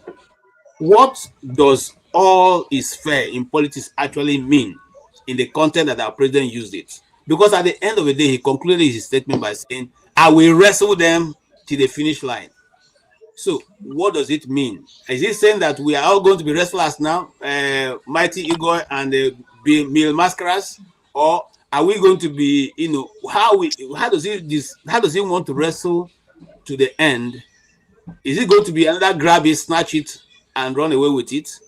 Or are we not going to play? Are we going to play fair so that every man, like politics is played in other nations, is a gentleman's thing? I have not heard anybody who died in politics because there's a political contest in America or in England. I've not heard anybody who lost their life because the Polish people were going to the pools. I've not had anybody who lost their life because the Hungarians are going to the pools. So how come it is, or in Germany, I've not heard anybody who was killed in Germany because he was going to, you know, to cast his vote. Why do we have to grab it, snatch it, and run with it, or wrestle them to the finish line? Okay, first of all, sometimes when we talk, let's not to like compare Nigeria politics to American politics. American politics, their system are working. They still hit up one way to another. Forget that the system is working. If I'm voting tomorrow, that will be my follow-up question. Are you now saying that we are having a civil rule, not politics? What we are having now is a politics, not a civil rule. Full politics. You may not understand political language. Political language is different from what me and you are even thinking. A politician is thinking of how to be on the seat. It doesn't matter how it takes him to be on the seat. You are thinking of different, they are thinking of different entirely. if you speak with politicians, their politicians are like, I mean, the way they think is different from, I think 99% of them think differently from what you is thinking. All right. You tell a politician that I'm hungry. He will not tell you that, he won't tell you, okay, you're hungry. Okay, do you expect Tinubu to accept that there's hunger in the land? As a politician, accept? He will not accept, he will challenge it. He know that he's hungry. People tell you that there's hunger in the land. But as a politician, for him, it's a weakness for him to, it's a weakness for him to accept that Nigeria is bad. On their own mindset, Nigerians are good, but they know that Nigeria is bad. So that point is reason. Point doesn't reason like me and you. We don't reason like even ordinary, let me say, we're taking it too far. Ordinary club politics, church politics, everything. You know, leave president part of it. Even ordinary a club of 100 people, 200 people, church of 500 people. If he stop, people went extra mile. They're not politicians. But when you hit up like that, everything in your body change. The way you operate will become different from the way you operate before. Everything change. So that's what I say as a position. So you don't accept the presidency to sit down, all right, and somebody will tell them, oh, Nigeria is bad, and they will say Nigeria is bad. They will come at you with every attack. The better we accept that, the better you will know that that's what is going on. But we'll keep on pushing. Like you said earlier, Cardinal John on Anaiko is not a small dog. He had been there for right from time, and I know him when I was in, I think it's a Procadura in Abuja. I know him quite all right. He is why I met him for where they do with Bianca in, I think, in the church, Catholic church years back. I don't want to meet him first. But no matter whatever it is, I'm a full Catholic. I know what they do. He doesn't, if you like, call a cardinal, whatever you like, may call him, he will not answer you. They are say what they want to say. If you like, call him whatever word you want to call in this set. You're not going to answer. You already deliver what you came to deliver. Every other thing is for you to figure it out. You always, like as Sergeant said, every day he will say, are they married? But every day they have about thousands of people line up of one complaint another. They have money. So things are going on. They know how people are reasoning. But on political side, our politician doesn't think that way. They always attack, all right? The Tinubu is one supporter of Catholic Church. I won't tell you, I can go to the bank and tell you that. I was in Lagos State where he was a governor. I know how many times he was a supporter of Catholic Church. He was a supporter of many things. But when he entered that seat, everything will change. He becomes a different person. He become like darkness and light. So they are on two different levels. You know, and church itself, church is a very big politics also. If any government allow church to take over his any government make church to run the affair of the government. Government is a failure. I don't tell people this. Why does not crucified? Because you interfere on the why does not crucify? One reason you want crucify like that because you interfere in the politics of the government. He interfere in the politics of the government. That the government sit down and do what and do away with him. That's how the government I see the government operate. Anything that will come on their way, they will not accept that. Even though he's good, he is good. They see that he's good. They will never accept that thing is good. They will tell you that it's the baddest thing that ever happened. So it's John Boala and others attacking. I don't see where they don't know where. See, I will still tell you this. Half of people in the Senate, they're all Catholic, they're all night. All right? They won't order a word. Also, Kano, see where he's going to. All of them, they know what they're doing.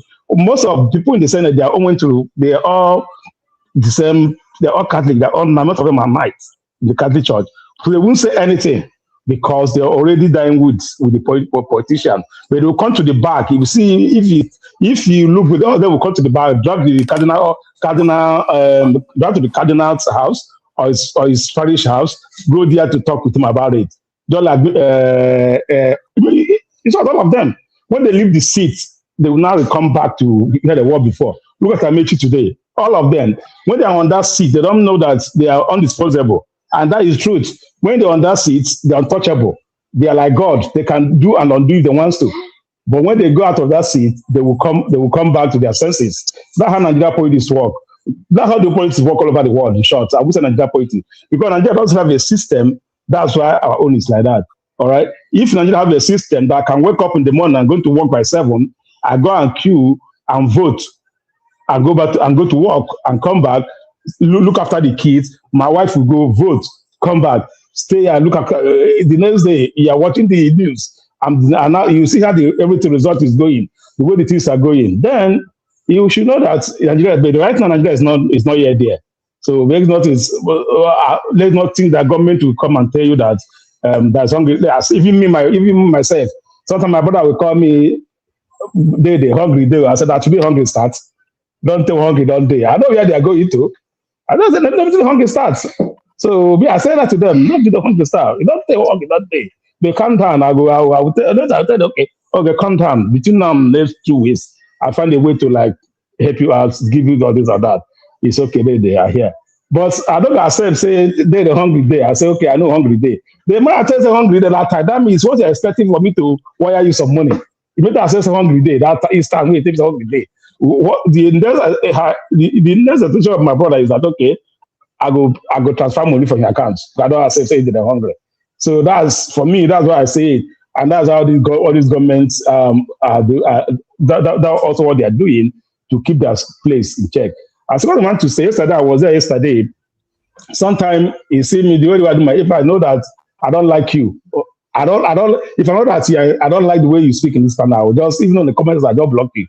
I don't just whatever you say and stay on my lane. If I come to panel, I know what I'm seeing there is not good. I don't walk out. I don't need to argue with anybody. You're in charge. That's what I expect people to do. I must not contribute in everything. If I want to contribute something, I comes online, I see that it's not going to my own the way I want it, or I'm being satellite or something. If I say I just walk out, I come another time if I want to. It's not my bedroom, but I will sleep. So I set everybody to like do also that. If you see a host that is not every hosts are good, that is not doing what you want, no need to argue. Just walk out and come and when the next host come back. You see anybody in comment section that is insulting you, that you don't like how he comment, block him. You don't see his comment anymore. He can be honest comment anymore. He save you more, save your brain better than he's all popping out now. Look, so many things will fill your brain. Save your brain to block the person. You don't see the word that person is commenting anymore. You don't focus on what you're doing. If you feel that I don't like this person, the host, he doesn't do that, don't do shouting. Don't do shouting. The more you shout, the more you become like it becomes somehow. You just have to shout. Yeah, just yesterday, Alaba came. Yeah, I don't know what happened. He says he came, he would try to say how he was banned, this, that. KJ was trying to tell you was not, but his reaction, he was being marked like this, like a baby. I was like, with your reaction, what did people say the truth?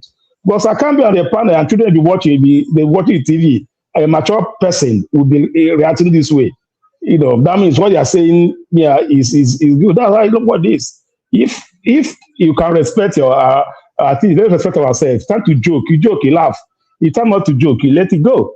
So for me, Nigeria is another thing. All of us, if you're in that politics, that head of state, even our little CYON, where they used to be Sion those days. So you know how we play the politics to the extent that even though you're thinking that even the governorship politics, they are still learning. The CWO, the church organization, where they play the politics, if you asking yourself, is it a church organization or this is just something else? The small club we belong to. So let's also, let's not to crucify Nigeria on the other way around. The way they come out from that seat, they understand that the bad they have done. It's because, but can I tell you something? Lie, sometimes lie is accepted though. Even Abraham lied twice. He didn't die. You know that. I saw the comment someone put there that Abraham lied twice. Oh, hold on. You see, that was a dispensation where there was no, so you cannot. No commandment. There was no law. But that's not what we are discussing. So let's not get away. But the first commandment was, and God, your God. That should not have any other God without me. The Ten Commandments were already written before Abraham. No, there was no commandment at that time. It was later commandment came. All right, let's go ahead. Okay. Here I'm coming to. I see you concerned, but I'll go to Mr. James first. Mr. James, you must have heard what. Let me answer this boy, I beg. You don't give me too much stress. Okay. Let them come in. Mute yourself. We will not hear you. All right. Now, you heard what he said, but my question is this: you see, even though he was everywhere, the Catholic Church and the churches and even the mosque, I believe, are meant to serve the people in the community. And so what those people who lead say is very, very essential. And the politicians are meant to lead the society also, but from a governmental point of view, who have majorly two cardinal policy or points they must uphold: the life of the safety of life and property. Now, my question goes to you. Okay. My question will run away. All right. So the question is, at what point should a politician's position negate the principle for which he has been elected? In this case, the president says to us, you say hunger is the problem of the society, but I can't do anything about it. Hunger has always been here before I came. Then what should we say, or what should be the reaction of the people who are being led? Since he was elected to cure hunger, and now hunger has increased to the point that Nigerians are over 140 million Nigerians are living below the World Bank stipulated poverty rate. For you to be poor, there's a particular level you shouldn't go beyond. It is believed that by December this year, we will have had it up to 140 million people who will be living in that circle. What should these people who are living in this circle be asked, or should they do to recover themselves from this abject poverty they are being pushed into? In the first place, nobody elected him to be president. He was surreptitiously sworn in at 5 a.m. I think, 2023. He is not an elected president. Let us get that clear. So nobody voted him to be president. And for him to say that I met hunger, hunger has been there before I was born, it's nonsensical. Will Trump, in fact, hunger was born, so hunger has been in existence before Trump became president of America. But will Trump dare tell his people that he met hunger? So for that reason, there's nothing you can do about it. If you are the president of the republic, you are there to serve the interests of the people. And one of the problems of the people right now is hunger. So if you cannot address that problem, it means you are not living up to the expectation. But however, he was not sworn in. And the people of Nigeria did not take him to task appropriately. That is why he's there, rubbing people's faces with shit. And one thing again is that politics and religion, in my opinion, they are not compatible, because the rules of politics and the rules of religion are not the same. If you want to understand politics very well, you need to read Machiavelli's The Prince and the discourses of the first 10 years of Titus Livinus. If you read these two books, you will know how politicians reason. The summation of The Prince in particular is the end justifies the means. If it is necessary for you to kill to attain political power, you just have to do it to attain that power. That is the rule of their game. But in the case of religion, the rules are different. In the Christian religion, for example, the 10 Commandments are there. The way Jesus Christ lived his life is well, the ways are well spelled out. So if you want to be religious, you be religious. But for you to combine the two, it is contradictory. This is how I see it. I might be wrong. Maybe Mr. Semeka can throw more light on what I have said. The rules of religion and the rules of politics are not the same. It's just like mixing water with oil. they are not compatible in most cases. This is how I see it. I'll be grateful if Mr. Semeka can chip in a word or two, because I'm not a religious man. Well, I think you are right on point. The rules. I mean, the rules of religion. Again, we can go into what religion are we talking about here? Is it Christianity? Is it Taoism? Is it Islam? Right? But then again, every laws of religion still bank on what we call natural laws. You see, and Thomas Aquinas did a very expansive work on this. But I think you are right on track. If you want to go ahead. Okay, but I want to ask a question, Dr. James. You said, KJ, Joe, before you ask the question, I disagree with both yes, James and that's my brother Samako. going. Totally. That's what. Because But go ahead. because it depends on the school of thought that you are postulating. Mr. James was very right when he talked about Machiavelli. That is just one school of thought. They believe that no matter what you do, it is the end that justifies, so long as it fits into your goal, then it's okay. And it doesn't matter how you get there. There are people who feel that, the process is more important than the end. If the process is bad ab initio, then whatever you arrive at, whether for good or bad, is totally wrong, because that would be putting something on a foundation that is standing on a sinking sand. So it depends on, but if you do some study, you find out that there's some correlation between policy and prophecy. There's no time for me to analyze that. Uh, Policy has to do with the governmental apparatus. I mean, what is the purpose of governance? What does government try to achieve? Okay, and then prophecy, looking at it from a religious perspective, speaks of what God expects a nation to be. And if you look at them, you would see that you can identify, because a lot of the laws that you have in government actually are taken, from scripture, whether it's Islamic scripture, whether it's biblical, whether it's Upanishad, whatever it is, because there's a central goal, and that is the people. That's the focus. In both cases, the people, how you treat the people. And so the closer the prophecy is, or the government policy is to prophecy, the contiguity between them determines how well a nation goes. I just want to summarize. There's no time, to begin to expound on that, but maybe one day we can go into that. That's my thinking. Thank you. Yeah, we should get something clear. Machiavelli did not say that the end should justify the means. What he's saying is the end justifies the means. That is describing how politicians behave. That book, The Prince, was written, I think, as a gift or something in honor of the Prince of Medici in 14-something in Italy, I think before their unification. He is explaining how politicians behave. There is nowhere in the book which says that you should do this or you should do that. This is how politicians behave. This is how they reason. This is why politicians tell lies.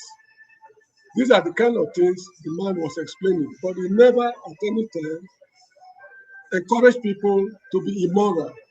But he's telling you that by nature, politicians are immoral.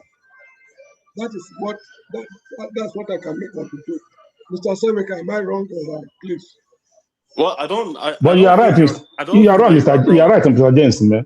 Yeah, I You are don't right, think Mr. that you're. James. Oh, okay. Go ahead, You are right, Oga. Mr. James. Okay.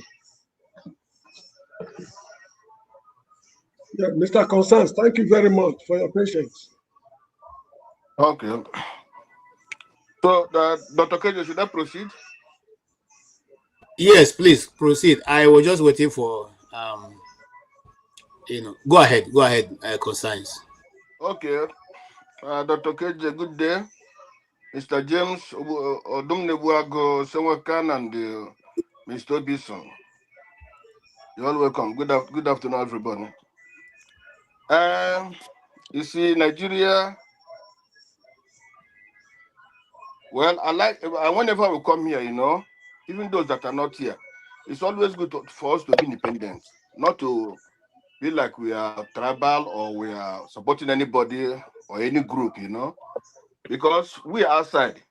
We're outside to help those in Nigeria to know what is happening outside the country, and also to know how they will do in Nigeria. Maybe to follow these criminal politicians we have in Nigeria.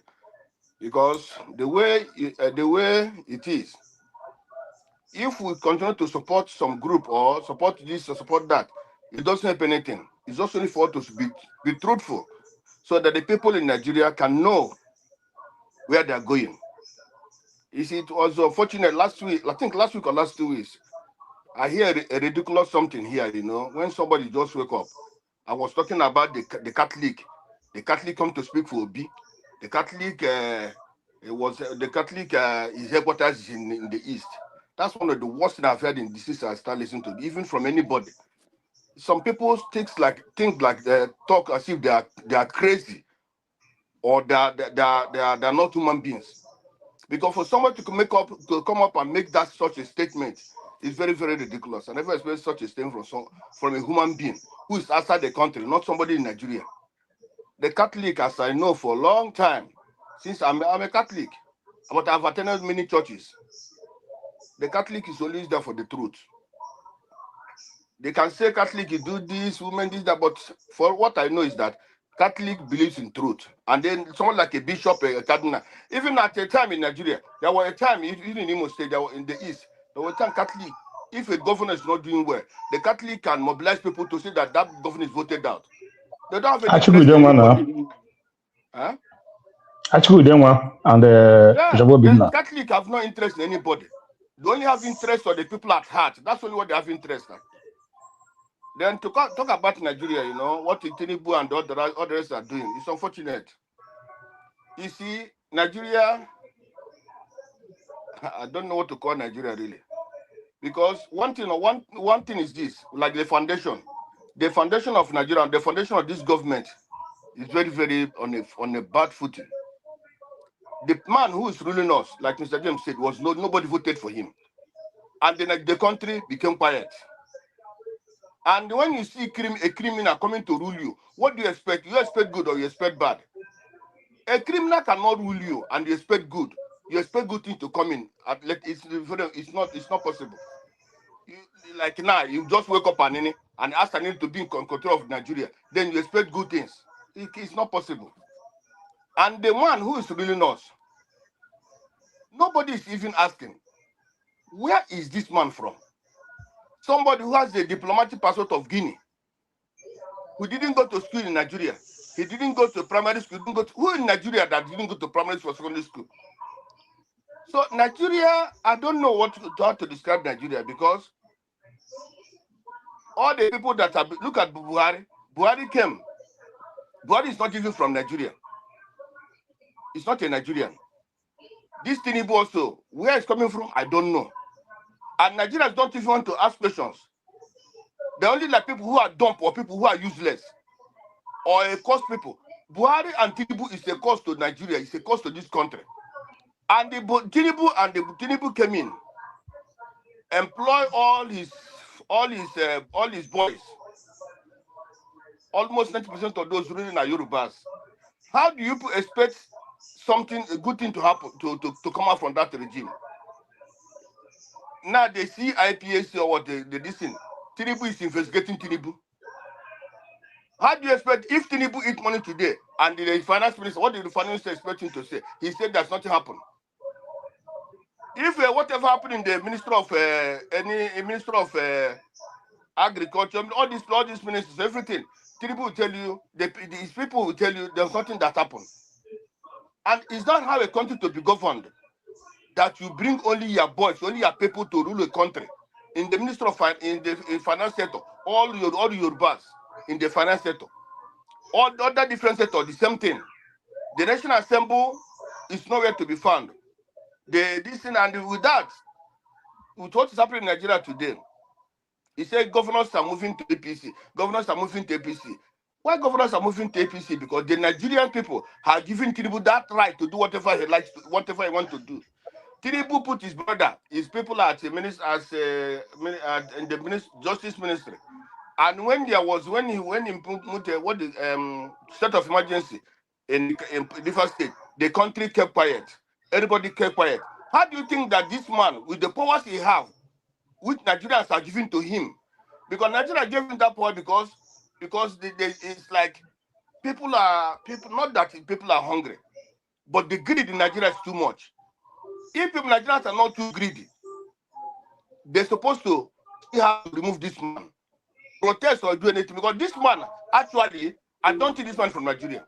Okay. Because no Nigerian, sorry, my brother, no Nigerian can open up his mouth and say hunger started long time. He's not the one that bring hunger. Nobody, no real Nigerian can say politics about however you see it, you take it, however you see it. Take. No president of us ever said that. If this man is really a Nigerian, I don't think I open his mouth and say that. Thank you so much, and I agree with him. Even though you divert a bit from what we are discussing, but you made your selling point, which we all have talked about here. This Catholic Church, whether you like them, you hate them, those bishops are above a particular level of this. When they speak, especially when they come together, they not come together because of an individual. They never have done that. They always speak as it is. That's why the Catholic Church has remained relevant for over almost 1,000 years now. Welcome. Yes, KJ, I have a question for you, probably to everyone on the panel too. Can I go ahead? If you less than 30 seconds, yes. Okay, thank you. In 2014, during the Goodluck presidency, when Onaiko spoke against the Goodluck administration, 2014, I remember vividly, it was November. This same APC called what was it called? Onaiko, the courageous voice of truth. Voice and of they the people. they called Onaiko then our own Oscar Romero. Let's not forget the impact of Oscar Romero in Mexico at the time during the liberation movement. So what changed now? This same APC that praised Onaiko then, what is happening now? Why are they attacking the man? Abraham has said that one. Okay. Because all right. Hold on. At that moment, he sued them. Okay, somebody else. All right. I have that video somewhere. I'll bring it up. But before then, I also have a video that I wanted you all to listen to, and then we can now move there. Here is good.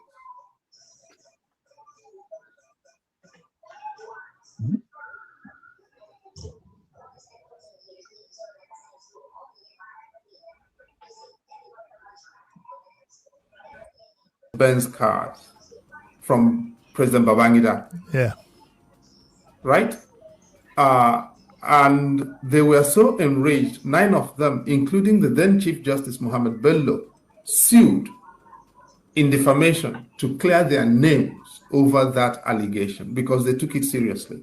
As Chief Justice of Nigeria, and I'm going to go on record on this, as Chief Justice of Nigeria, Olukayode Ariwola collected Mercedes-Benz car from Nyesom Wike, who was governor of Rivers State and who had cases before. The ways that some of the senior-most people in the judiciary have dragged the judiciary down is beyond disreputable. The current president of the Court of Appeal is accepting an appointment from Nyesom Wike as to chair the IBB Golf Club in Abuja.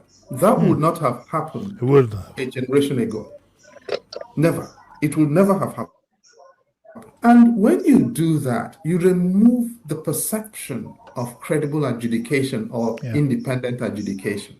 And so this is even before we get to the issue of the houses and the mansions being built for judges.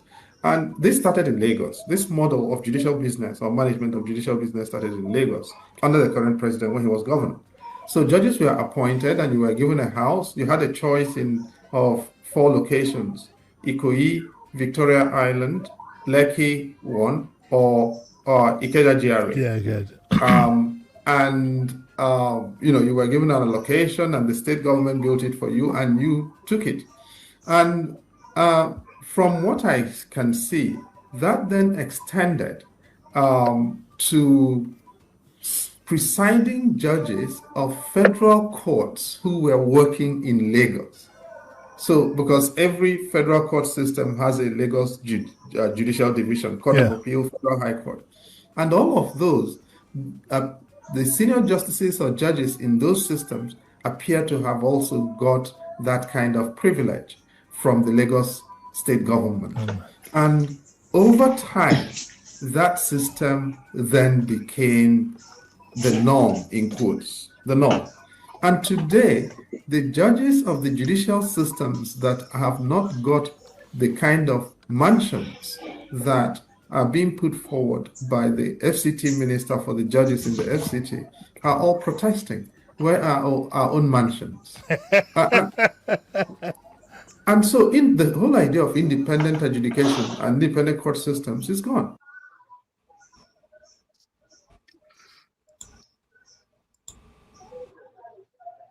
Very clear that under whatever circumstances, we should keep our heads high. Keep our heads high. Refuse to be told that this is Nigeria, meaning this is a place where nothing works. We should refuse to agree that this is a country where certificates are forged and it is okay. We should refuse to accept a situation where elections are rigged and you are told to go to court. These things have consequence. These things have consequence. Jesus says, you shall know the truth, and the truth will make you free. You can't run a nation well if we do not respect the truth. If we keep pretending that we can play games, cut corners, bring in brilliant lawyers to turn black to white and white to black, the reality will still be there. And right now we are still in the midst of the election.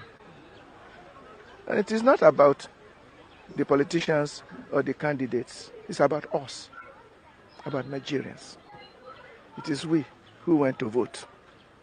And if we do not have good election, you can't have a government that enjoys our confidence and our trust. Even angels cannot rule a nation where there is no trust. So whoever claims to be ruling us now should know that we need to have the trust of the people. The question before us is, how do we manage that the people may have trust in their government? A lot has to be done by those who claim to be ruling us, those who say we have elected them. They cannot just sit there and expect that just things will work normally. What will they do? I don't know. But if they ask my suggestion, I will say they should accept the reality on ground. Accept that they have a heavy trust deficit. And nothing wrong with admitting that things when it didn't go so well. When I hear Professor Mahmoud on television, even yesterday, telling us that everything went perfectly well in January, I shed tears. He knows he was not telling the truth. If we don't tell the truth, we will not move forward. I'm a religious person, and I keep praying to God to forgive us and to show us the truth. Because we can, if we tell the truth, things will move fast. Nigerians are wonderful. And I still hope that things will move fast. Whatever judges may decide, whatever courts may say, at the end of the day, the truth will make us free.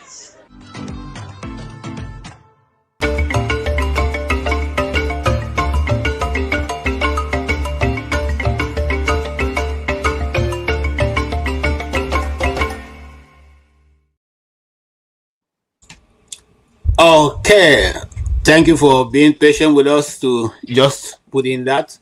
Once again, I want to say that the truth is actually what sets a nation free. No matter how that nation is bad, if we keep speaking the truth, perhaps we'll move faster and forward from where we are. Let us hear from Obi Hosson. Obi Hosson. Obison. Okay, but when are you a Nigerian? No, Obisin now. This Obisin. Huh? I don't know whether I'm Nigerian or I think they consider. It's Obi, then the son. That's it. If you can Obisin. just say Obi son. That's it. H, OBI. I have Obi on my H in my last name. Obi is my last name. OBIH. That's Obi. Then Which part? You are Delta. My name is Godson. Godson Obi. Okay, so Obi is my last name. Godson. I put the last 3 digits of my first name into my last name. That's all right. it. Great. We are welcome. You have anyway, this is the first time I'm joining. All right. I'm checking for you. I'm checking for you. I've been. Sometimes I listen at the background. Sometimes I watch. The only thing is I don't like going back because it's too long for me. If you guys have all done, and then for me to come and listen what has transpired. Anyway, blessings everyone. I see the grandfather on my grandfather on the other platform I joined, Tony TY. Okay. And every other person. My screen is too small, so I can't. If I don't call your name, I'm sorry. I know the only person I can recognize, Jagon, good, Osewekon, Odomne Agondewo, and the last person that spoke before. My screen is too small, I can't see everybody. And then KJ, the moderator. Thank you all. Anyway, I wanted to listen more so that I can know where to come in, but I haven't seen the topic of the talking point. I will start by saying it's all fair in politics. Yes, when it is from your own end, it is fair when it is coming from you. But when it is coming from the other side, then it's no longer fair. Because if Jonathan has said all fair, all things are all is fair in politics in 2014, Tinubu would have cried to high heavens. They would have gone to United Nations, gone to African Union to say he wants to turn the country upside down. But before I even go there, somebody said, I don't know what Nigeria is becoming. I don't know when. First of all, Nigeria is a sham. Nigeria is a sham. If all of us are here believing that we have a country, we deceive ourselves. And of course, I know that we're all deceiving ourselves. But what I say is, let me follow. Let's pretend that we have a country. But we know that inside we don't have a country. Because if you start to judge what is a country, you know that every projection of countries is not tenable in Nigeria. We cannot deceive ourselves. But let's agree to keep deceiving ourselves until the reality dawns on us. And what is that reality? Anyway, let me go to the talking point before I go. I don't know how long you're gonna give me. I'm not a Catholic, okay? But in this case, we're all Catholics because after all, Catholic is universal. So as Christians, we're all Catholics. Until you now come to Roman Catholic, yeah, we'll say I'm not a Roman Catholic. Naturally, I'm an Anglican, so that's where I learned to lean. But when you see a government that Bishop or Cardinal Onayekon is literally a pope, because they are the ones that elect popes. If anything happens to Pope Leo today, Cardinal Onayekon will be his name will be there as one of the front runners. It's just that because probably they have not made up their mind to elect a black pope. I know that there was a time they touted Cardinal Arinze from Onisha that he was going to replace, I think, Pope John Paul. So this guy is literally a pope because he's in that office. He's in that. They are the ones that elect popes. So for somebody to come and then academically, if he's in the secular world, most of those bishops you see there probably are PhD holders. It's just because they answer bishop. answer archbishop, answer reverend, then that hides their academic qualifications. He is more or less a PhD holder, if not. Okay? So when you now see a people who hijacked power fraudulently because they are bereft, somebody said, there was something somebody said, they are bereft of the truth. And therefore, truth is disgusting to their ears. You know, it was Pilate that asked Jesus, what is truth? And that is what these people represent.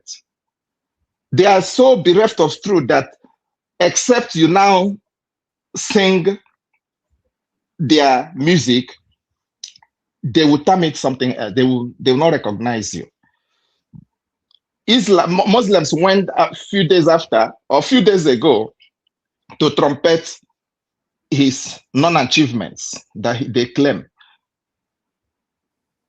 And then those are the ones they gave kudos to.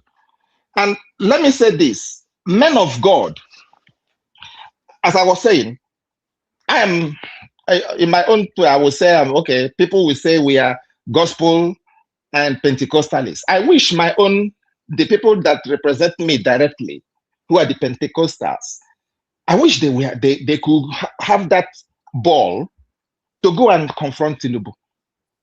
I wish they would have that ball to go and tell him, now that they are trying to stifle religion, Christianity in Nigeria, I wish they would have that ball and go and say, you did Muslim ticket when you were coming, probably to cow the vote of the core north, who are Muslims. In this second, I'm still surprised that Christians are not even talking. I'm still surprised.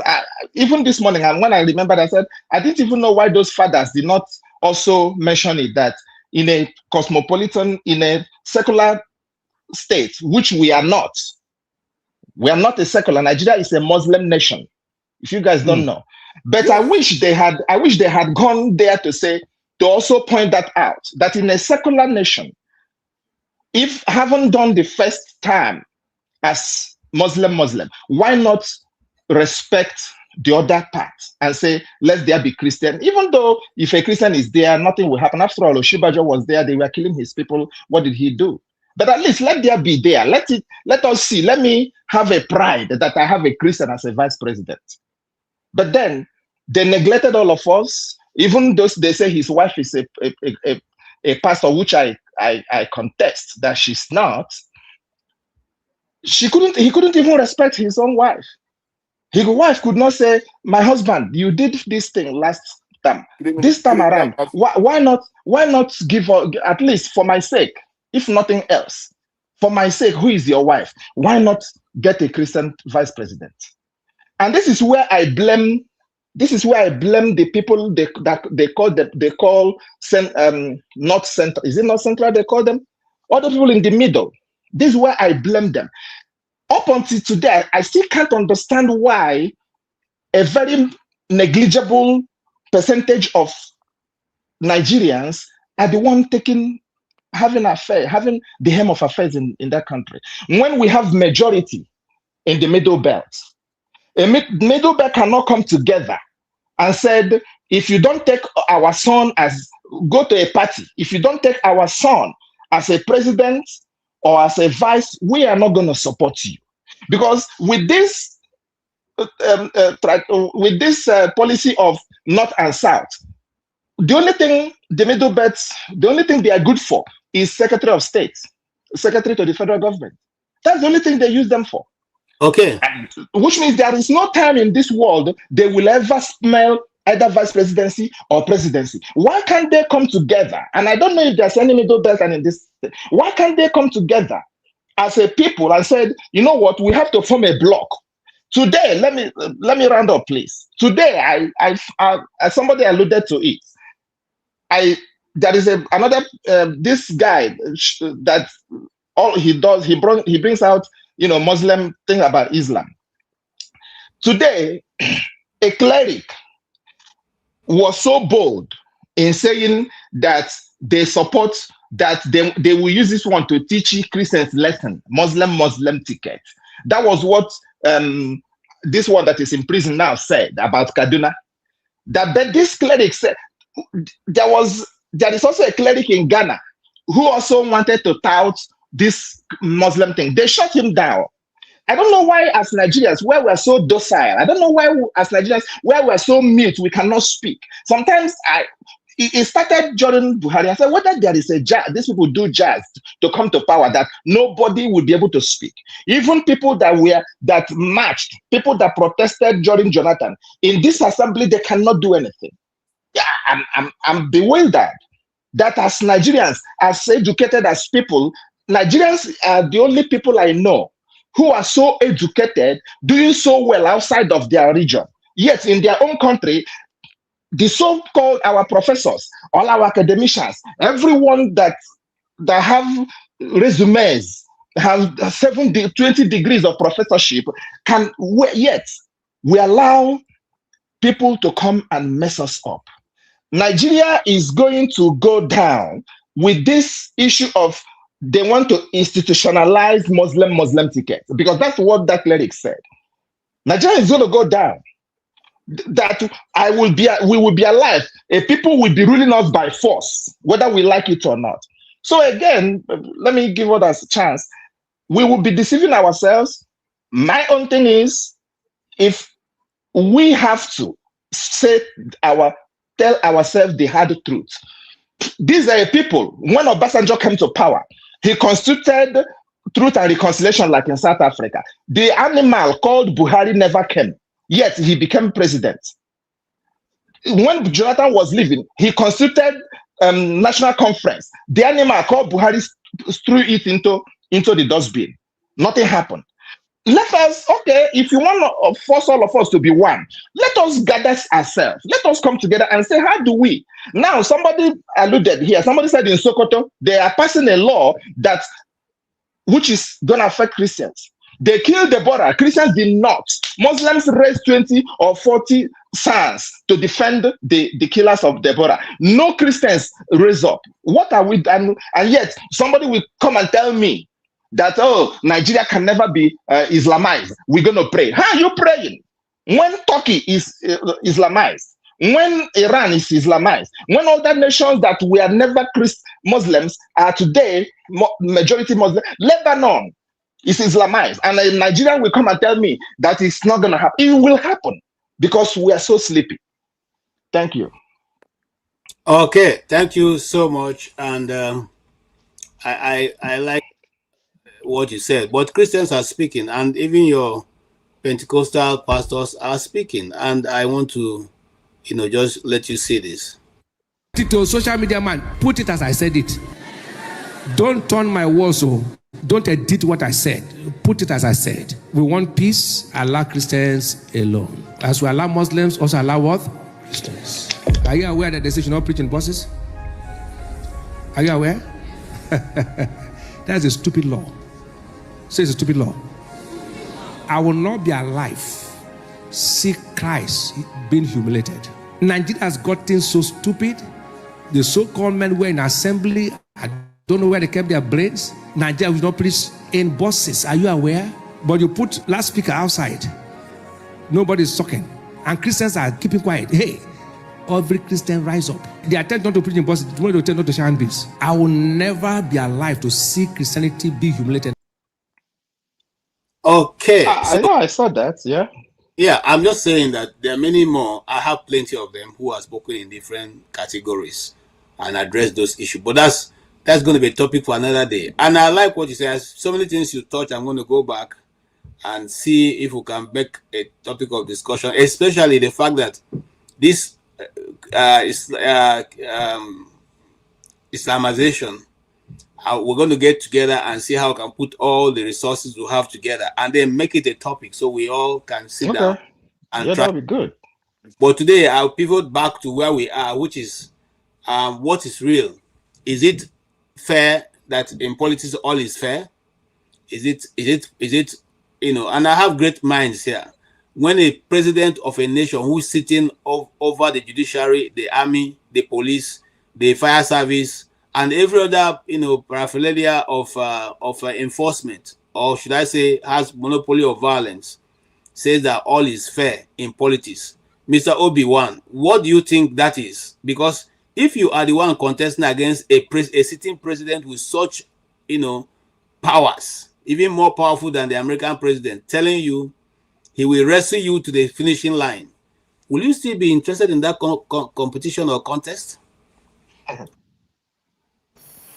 Yeah, good evening, everybody. I will say I will not to start with. Yeah, because all the powers of government is with him, and he's saying to you, Obi-Wan, I will wrestle you to the end, and all is fair. So what does he mean by all is fair? If he kills you tomorrow, it's fair, right? I think they are just playing with the script of how the country was designed. Just like every day we come out and speak English and do analysis, and they keep giving you actions, and nobody is doing anything. They have been doing this from the military regime up until now. How many people is hearing of Umahi Saga? How many people is hearing of snakes swallow money up until now? So they keep bringing topic for you because the country is designed for you to keep hoping that it will work. I've never had one Australia, one England, one South Africa, but I always hear one Nigeria. We've lived in a country for so long that corruption is like eating biscuit. Killing people is like killing cockroach. Where does it happen? That is why he, as a president, can make such statement. And what happened? The citizen keep analyzing.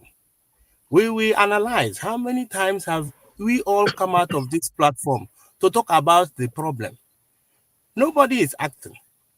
And you think they will just back off. Anybody that you want to take their shop, you want to close their shop, they will fight. That is what is going on. I don't know why Nigerians are not talking about the division of Nigeria. It has never worked. Whenever you talk about Nigeria to divide, it seems like you are touching some people in a place where they don't want you to touch them. It's just so unfair. Our children will laugh and they will spit on our face. But I think I understand what is going on because Nigeria was never fought for to begin with. It was just a company that was handed over to a manager. That is why nobody is willing to die for that country. We will keep doing this thing year to come. Bet me. We will keep coming out here every evening to talk about what Bola Tinubu did, what Atiku did. But because nobody wants to come and fight, the best solution is until Yoruba, Hausa, Igbo people start talking about to your tent, Israel. Simple. There are countries that are 6 million and they still function. That the Southeast, if the Southeast decided to get their Biafra or Arewa or Dudua, doesn't mean that we are enemies. We can still trade in between. We can still have our open borders. But the problem of Nigeria is the control. That's why somebody in the state of affair will come and make unnecessary statement to a country of 250 million able-bodied. That when we go outside the country, they say Nigerians are like this, Nigerians are like that. But we are just like chicken in the country called Nigeria. I just weep for so many people. I've never wake up in a country where 300 are killed and everybody kept quiet. Nobody have the balls to tell the president to resign. Nobody. Nobody. Look at Lekki. What happened in Lekki? Soldiers shot citizens that were waving Nigerian flag. Nigerian flag, for God's sake. Singing national anthem. If you're a soldier, I think that the best when you come and you want to shoot somebody and the person is actually singing based on what you swore an oath on, you will back down. What happened? They shot. And the tribunal they set up, what happened? Are we still talking about it today? No, that is the design. We will keep analyzing. I came to analyze my own. It's my first time to come in here. So I decided to do the way they design us and whatsoever. Everybody to start advocating for the division of Nigeria. Otherwise, simple, bro. we're all doomed. Thank you. That's it. That's it. That's the end of the matter. Thank you so much, my brother Obi-Wan. Obi-Wan. Okay, this is for you. So everyone have their own names. So you cannot tell me not to answer my own name. Now, okay. Let them try. Kulata, that's also for you. Today I'm putting a Nigerian hat. I'm preparing a program that will analyze the standing and where Biafra is. Of course, now, I'm a fool. I'm a now. I know they run from, I know now. Or I wouldn't GC at home, then we they take head, see ghost, catch them, put them for bottle, carry and go house. So let's leave it there, Kulata. Me and you are friend. The Southeast is not, it's not a pushover. We have been saying these things. I will keep saying it. And of course, on this program, also reminded us of how far Mazi Simon Ekpa is going with his case in Finland. So far, it's looking good from all that went down last week. So the retrial will start this week. So I'm just giving you an update that we from the South, we are following every development, bumper to bumper. I won't say that. Let's come back to this issue. And I'm coming to Chris, my brother. Chris. Sorry. Can I make just a statement, please? Now that you said this Southeast thing, you guys should start talking about this pipeline they are laying from Ohaji, Asai, Ebema, Uguta, and all the other places from River State, taking it to Europe to go and gas them up while our people remain in penury where we are still.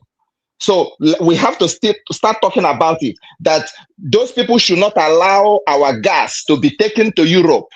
Just as they impoverish the Bayelsa and the rivers, taking all the gas, the delta, taking all the fuel outside of the region, and yet the place is as poor as anything can be. We should not allow it. Okay. Thank you. I think we have... Mr. Kede, can I say something, please? Okay, if you give me 1 minute, I'll let you say something. Okay. We have talked about that on this channel. We even talked about the fact that there's an ongoing bill saying that Ohama Ebema Uguta and all that should be... You don't know to cross river. Yes. So we are still... and we will see how that plays out. We also have said on this channel, if some of you wonder why Hope Uzodinma is keeping quiet these days, it's because he has now seen the masquerade face to face. So he has seen that, because he was trying before now to get the companies that are extracting oil from Imo State to come and build their headquarters in Owerri and employ young people from that area. But he was shut down. So that's why, you see, he's now seeing clearly where, the politics is played, and he's not been able to affect any change as far as I'm concerned. So he's now have kept quiet. So the thing is, as you play the politics, as you go until when you go and jam them, remember that Ngozi Okonjo-Iweala, in her book on counting how she got Enugu Airport to be international, she had to cry for it to be recognized. So she had to cry for that to be done. So this is the situation that we find ourselves, but some people don't see it when we talk about it. They think we're just unnecessarily making noise. But that is not a topic for today. Let's pivot back to what we are discussing. And that discussion comes to my brother Chris. And Chris, here is my question to you. When politicians cross from one political party to the other, especially the ruling political party, okay, when they cross from NDP or whatever, the Labour Party and all that, to the ruling political party, is that a political betrayal on the voters, or is it a political advantage of the voters? For instance, you are a governor in Imo State. Imo State is what you are voted in by PDP members in Imo State. You go and do 3 months in the government house. You say you are now APC. Will you say you have betrayed the trust the people handed you, or that you are now doing that for political survival? Which is the one you're upholding? Your own interest or the interest of Imo State people? Can you hear me? Very clear. Yes, I just want to say hello to everyone. First, before I come to this your question, the topic is all unfair in politics. Well, some people have defined politics as war by other means. And when you are fighting war, although there are rules of engagement, but it depends on who defines those rules of engagement. Now, I want to go back to your question. Well, as I've said, the rules of engagement matters in the war, and politics is war. So if those who are making the laws do not think that it matters to the camp, then nobody, you shouldn't blame anybody for doing so. But if those who are making the laws think that it matters, then they will enforce it.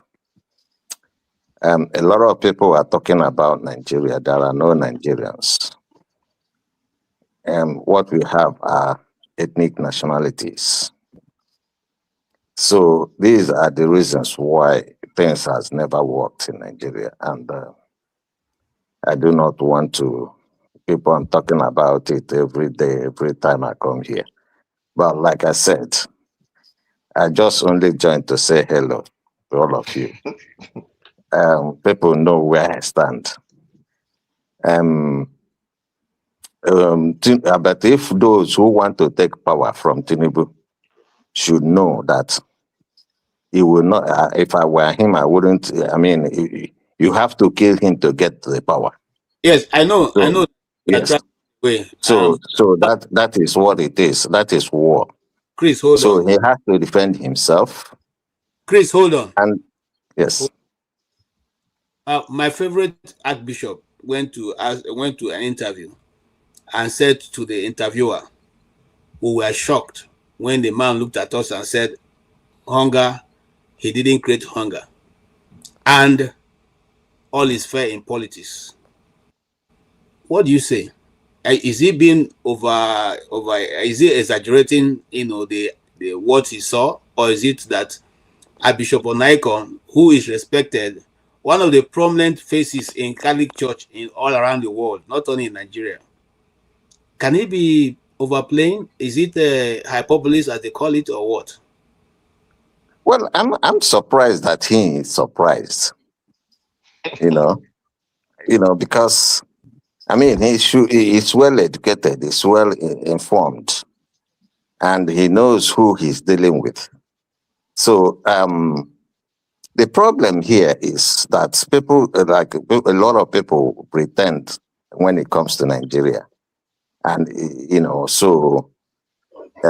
that pretense has continued to lead a lot of people to think that Nigeria is salvageable. No, it is not.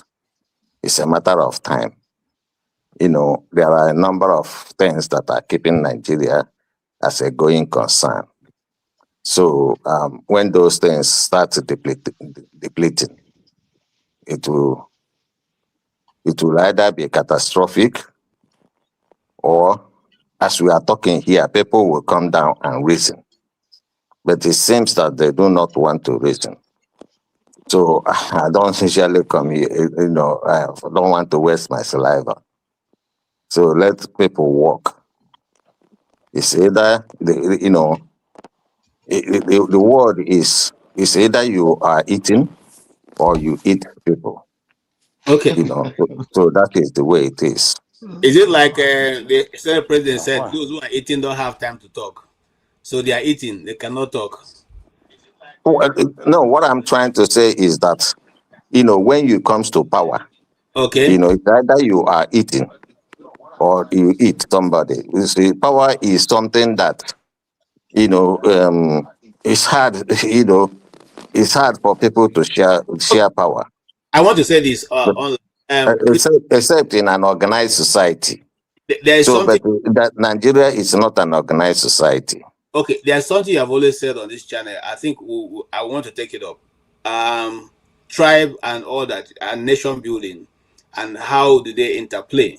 So I will try and see. Let's put your number on the private list so we can form that topic and discuss it extensively. And I know Jagun has a lot of he's quite strong on that. So let's get people who know these subjects, and let's discuss just that singular issue of nations and tribes and nations building. Why is the Nigerian issue different? Why is the Nigerian situation different? Let's talk about that. Let's expand the discussion, in an open forum, without rancor, without prejudice to anybody, and then educate ourselves. Why is the Nigerian experience not as working as others? And just like you are one of the proponents who said this is not going to work, no matter how we try to patch it.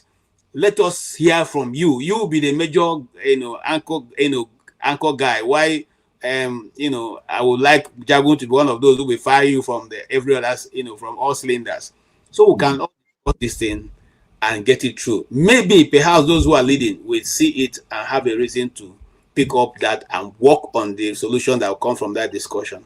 I would like us to discuss that if you are available. Yes. That should be a good topic. Yes. Yes. Well, I will always be available whenever I hear something that is interesting to me. I always listen. I always listen at the background. But when I'm ever available to listen, when something is very interesting to me, I always come up. Like this one, the war, whether there is fair in war. So what I was trying to say, for those who want to take power from Tinubu, they should know that, one, people die in war. So they must be able to be prepared. It's the Nigerian against, or let me put it, the youth against the government. So if they are prepared to sacrifice a few people, they will take him out of government house. It's as simple as that. All right. That's a hard one, but Master, welcome, and good to see you. I don't know. I'll give you time to listen first before I come to you. I'll go to OC Wakan. You have followed so far. Now, in trying to tie up all what you have been discussing, what will be your advice? What will be your way forward? What will be your solution to what we have so far been able to pick? You can pick any of them. It can be what the bishop said. It can be the fact that hunger is been here since before Tinubu was born, and forgery is also here. Wayo Djibouti 419 also there before he came. We know all these things have been there, so it's possible that he's framing that hunger have been there. So we shouldn't worry ourselves with certificate forgery and the rest, and all the corruption going on. Because what will be your take, and what will be your, if you have to tie together in 2 minutes? Thank you. Yeah, Gakuje, thank you. I'll drop my points really swiftly without any cloudedness. You see, what Nigerians need to understand is that we are still the blackest and the largest nation of Africans on the surface of the earth. And Tinubu is occupying a very pivotal position in human history. That is important. Nigeria remains the largest African nation in the world. So this is very important to establish. So when the president of the largest black nation on earth, God-given earth, declares that all is fine in politics, what he's saying is that he's surrendering the social contract. He's telling 200 million plus people that governance is no longer anchored on character, on truth, and on what the Latin man calls commune bonum, the common good. But on the contrast, on the flip side, government is now on a predatory survival skill.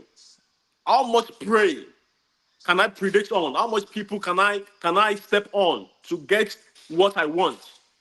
And that is a problem. And Mr. James was making an allusion to the Machiavellian principle.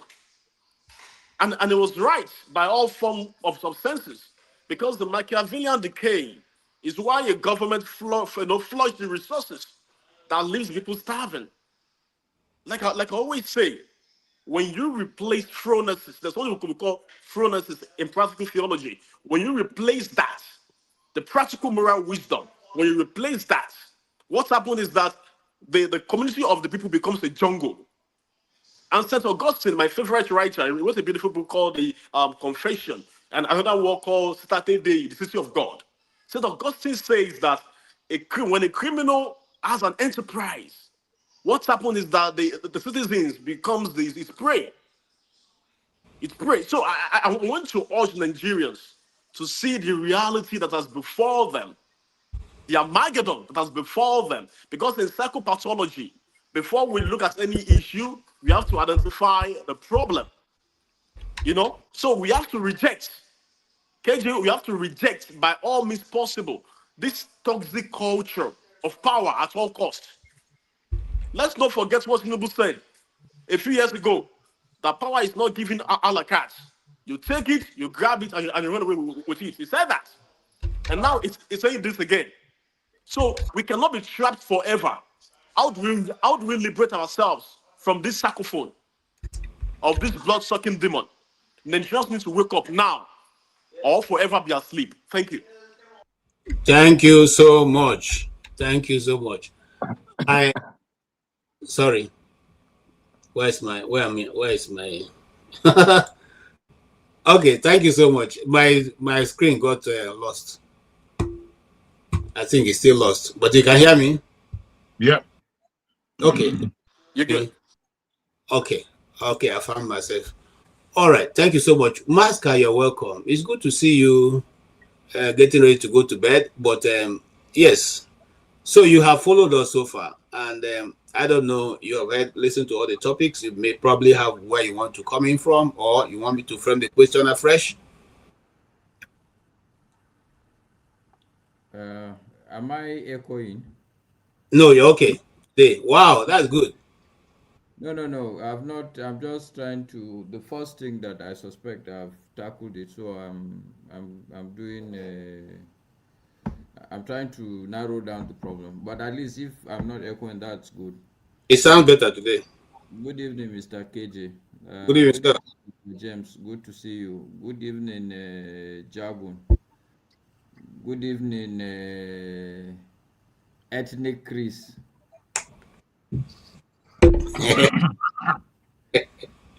And the rest of the guys. Okay, so I mean, I would always like guidance so that. Okay, so our topic today is all fair in politics, the tragedy of Nigerian politics. Now, this political space in Nigeria is shrinking every day, and sometimes this is done only by a statement made by very powerful people who draw our attention far away from what is the reality on ground. They are not right now. We're only dealing with what Tinubu said, but remember that every other person have made such statements in Nigeria. Chiefly is the god of Abuja, Wike, who is the only one who tells the truth in Nigeria now. Every other person doesn't tell truth. It's only Wike that tells truth, and he's the only one who knows what is right. So, with that in mind, our question now be: these people who are in power today in Nigeria, even though they're not the first, they're not the second, they're not the third, but yet they are now they are the ultimate truth keepers, and they are only ones who have morality of knowing what is right and what is wrong. The question be, what we are witnessing today, is that politics? So is all really fair in politics? And before you answer, I also want to give you a little bit of history. In the time in the 1983, is it 83 or 89 election, 1999, 18, 1999, 97 election, is it 97? 83. It's Okay. 98. I'm not trying to, I can't put the date right now. I think it's a three election between Awolowo. Awolowo could have taken the law into his hands because all would have been fair because by whichever means they calculated it, Awolowo was power with Shagari. So, but he didn't see it as a real reason to become troublesome and cause, he didn't think all is fair. He allowed, even though the appeal court, after ruling against that Shagari won the election, they still ruled, said that nobody should quote this afterwards as so.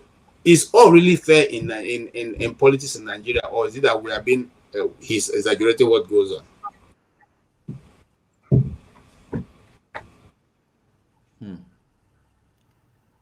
Wow. Well, I think what I would say, KJ, I think the problem is you. Because, yes, if somebody say all is fair in politics, that cannot be correct.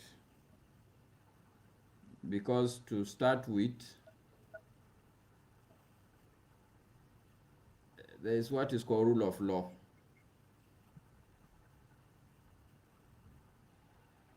So you can't break a law and say it's fair. So what's the difference between you and criminal? And I think for us to carry that, it should be a pushback and not an argument. Because when people, and I always say that the truth is in Nigeria, you see somebody in a very big position. It doesn't mean anything. It does not mean anything, absolutely nothing. It doesn't mean that the guy knows what he's doing. It doesn't even mean that, okay, the guy knows anything that you don't know. It doesn't mean that the guy means well. It doesn't mean that the guy is experienced. We know that there's somebody who is an Okada rider, with no disrespect to Okada riders, that he didn't even know. I'm sure maybe he's in the House of Reps or House of Senate. That's the kind of society we live. So even if the president says something like this, I should know better. You should know better, KJ. You should know better. Because there are rules and regulations in every society. Even two people sitting on this panel, are there no rules? Is everything fair on this panel, KJ? I'm asking you. Have you not taken people out?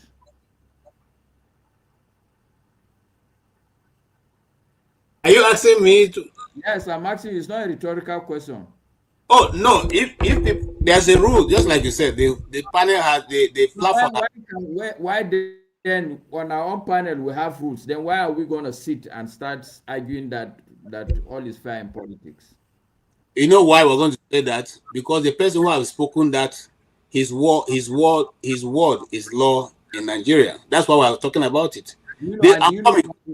So he woke up. He woke up and said, subsidy is gone. And today, not even with any legislation, subsidy was gone. So if you say all is fair in politics, probably that's what he's telling his people to do. What is you and I position in this case? Okay, so you've just made my point, KG. Okay. Is what is law is because all of us have abdicated responsibility, even the responsibility of analytical thinking. In Hausa, there's a proverb that umapadin tawawa ne majinta ba wawa bane, alluding to statements. If the person making the statement is a fool, you that is the receiver of that statement, you shouldn't be a fool also. It's a stupid statement. We shouldn't sit. And the reason why that statement can be altered is because of this attitude. A madman said something, and we, the same people, are now sitting down and debating it. The reality is that somebody will say subsidy is gone because we've abdicated our responsibilities. We just like to judge and complain. You know, I mean, the reality is that there is no country that will move forward if just because they say, oh, I'm elected as the leader, and then you don't push back. Have your son or daughter never complained to you that is not fair? You've never had that statement?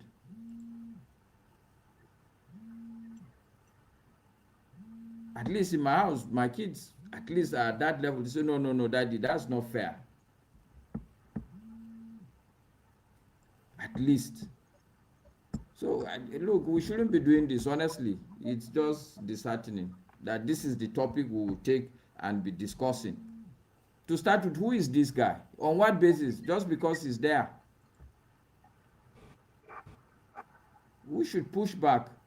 We are not even playing politics in Nigeria, because for you to have real politics, you have to have concerned citizens, active citizens. And we are the big failure in the country. We are the big failure. Yesterday we were talking about it. Elections will happen. Everybody will turn a blind eye. They will be complaining, they rig it, they rig it. What part are you going to play in stopping the rigging so that tomorrow you won't get somebody who will tell you all is fair in politics? Well, that's my point, actually. And, so, what will be your solution to what you just said now? What's the solution for Nigerian people going forward?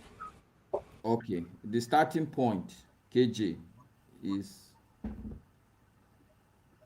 there is noise. We all know what noise is. Something that does not make any sense, doesn't add value. It's not music, it's not statement, it's not knowledge, it's noise. It's noise. What are you supposed to do to noise? The solution is we should be better.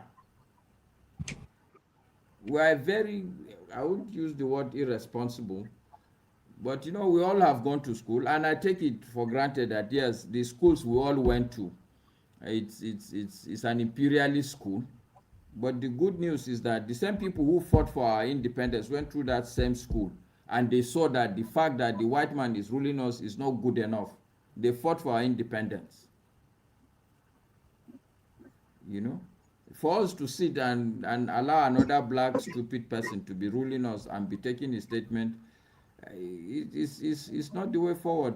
The solution is for us to be wiser, to leave the noise and focus on the real issues. The real issue is the election that is coming. Okay, thank you. I'll come back to you, Masca.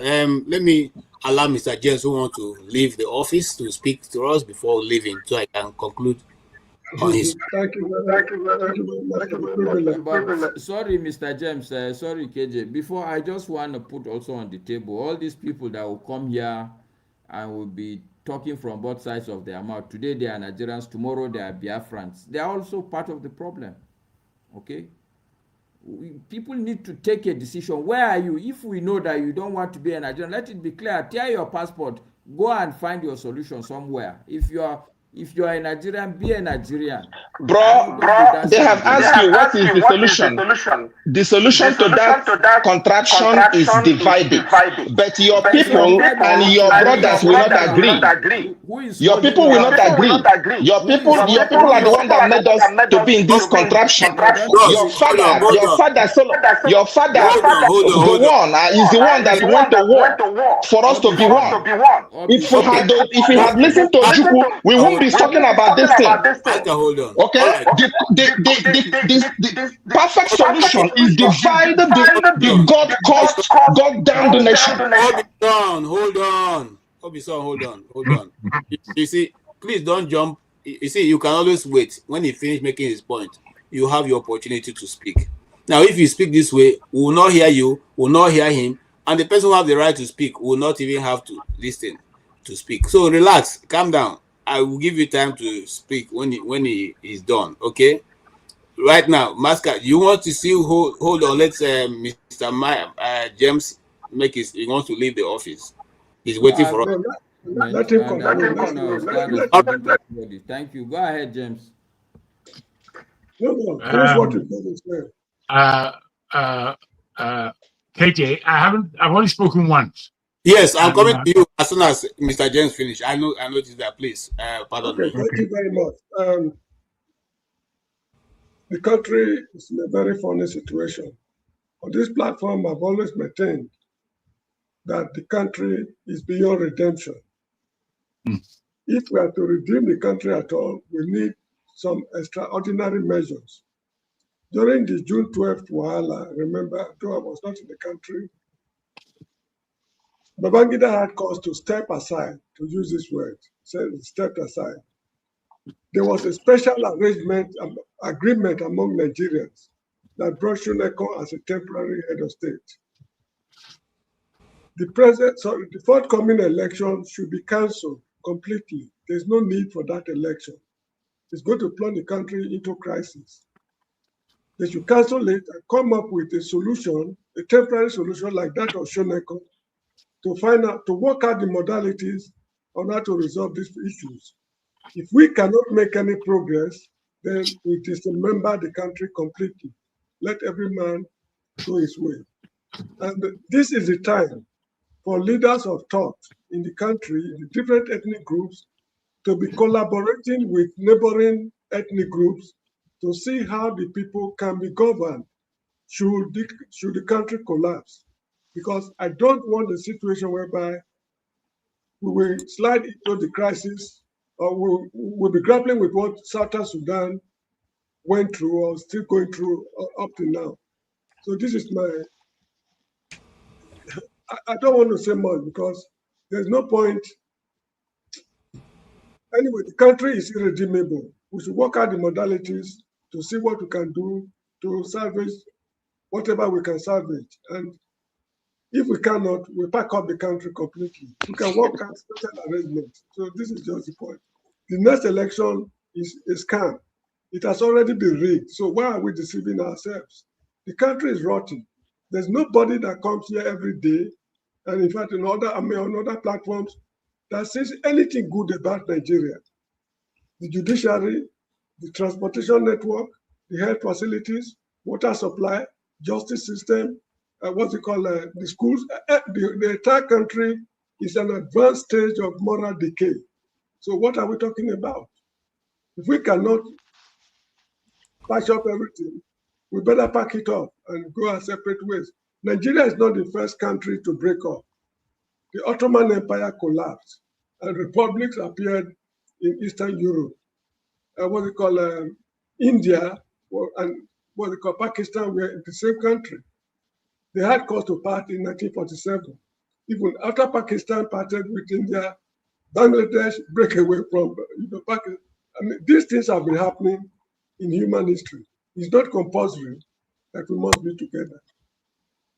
So good night, everybody. Thank you very much for the time. Thank you so much, Mr. James. You were in fact, the very first person who was on this platform, and I really appreciate you always being here to judge with us. Once we are judged, we will not have any need to war. Thank you, sir, and have a good night in your end. Whilst we try to round up. I don't know what Mr. Osi said that they say you should repeat again, but when it gets your turn, you probably repeat that. Let me go to Jagun. Jagun, so far you have been following development. What says thou? A lot. I've been listening. And nothing is easy. Nothing that we are saying is easy. Okay, sorry, Jagun, let me ask you this before you continue. And that's a serious question I want you to consider. I like what Masca says, and that is that we should just be one Nigeria or you not be a Nigerian. Here is my question to you, Jagun. Since even those of us on this panel have traced the problem with Nigeria and the fault lines, which everybody knows, why is it that those who want us to remain one Nigeria are failing to address those fault lines since it has been discovered and is still causing this problem, this much division among Nigerians? Why have they refused to address the fault lines that is running across Nigeria all to tomorrow? Instead, they tell you that dividing Nigeria is being in one Nigeria is a tag. Yes. Why are they not addressing, since they so love to be in one Nigeria, or the let me come forward. Addressing the fault lines? Okay, listen, you know, in real terms, I don't like the word Biafra, but every Nigerian is a Biafran. It's only that the Igbos didn't invite us all to be in Biafra. Every Nigerian is a Biafra. The way I understand Biafra and the cause, I think the cause is saying, I am not a part of this madness, is what Biafra is underlining. This state of the country is mad. Not that we ourselves as Igbos or people of the East are not a part of it, but not a part of the mayhem. But we realize that this country is not functioning. This is why we have the duplicity of those who call themselves Biafrans and not Nigerians necessarily. And whilst that brings complications that are at the frustration of people like Masca and myself, we must be able to stand back and look at it for what it is and understand that, boy, me as a Yoruba man, it'd be like, say, this country is idiotic. Am I idiotic as well? Why do I want to be an idiot? I don't want to be an idiot. But a country is idiotic. No two ways. We are always making the wrong decisions. Now, we make the wrong decisions. I'll tell you why. Because of the level of selfishness and the fact that, as somebody mentioned, Nigeria is not a country. It's a game. Nigeria is a game of winner takes all. And once we're locked into this frame, as James always underlines, it's unredeemable. It's unredeemable. These are facts. These are realities. The level of confusion in our country depicts the level of confusion Black people have all over the world. I think Osewe can underline that as the largest Black nation in the world, we need to take our responsibility. And this is why me, for one, don't want the country to break up, because the country breaking up makes us all weaker. It makes us weaker in the standing of the world. It makes us weaker in terms of a representation for Black people in a justified manner in this world. If we realize, we are saying how to realize our politics. Our politics really is played outside of the country, and we should take those things on board and champion them. If we look at the world of Black people, we are all suffering from identity crisis in the Caribbean, in America, in South America. Deep identity crisis we're suffering from. And as much as this is the case, we as Nigerians, or the leadership of Nigeria, should be able to look at this and say, because we are so numerous, ethnically,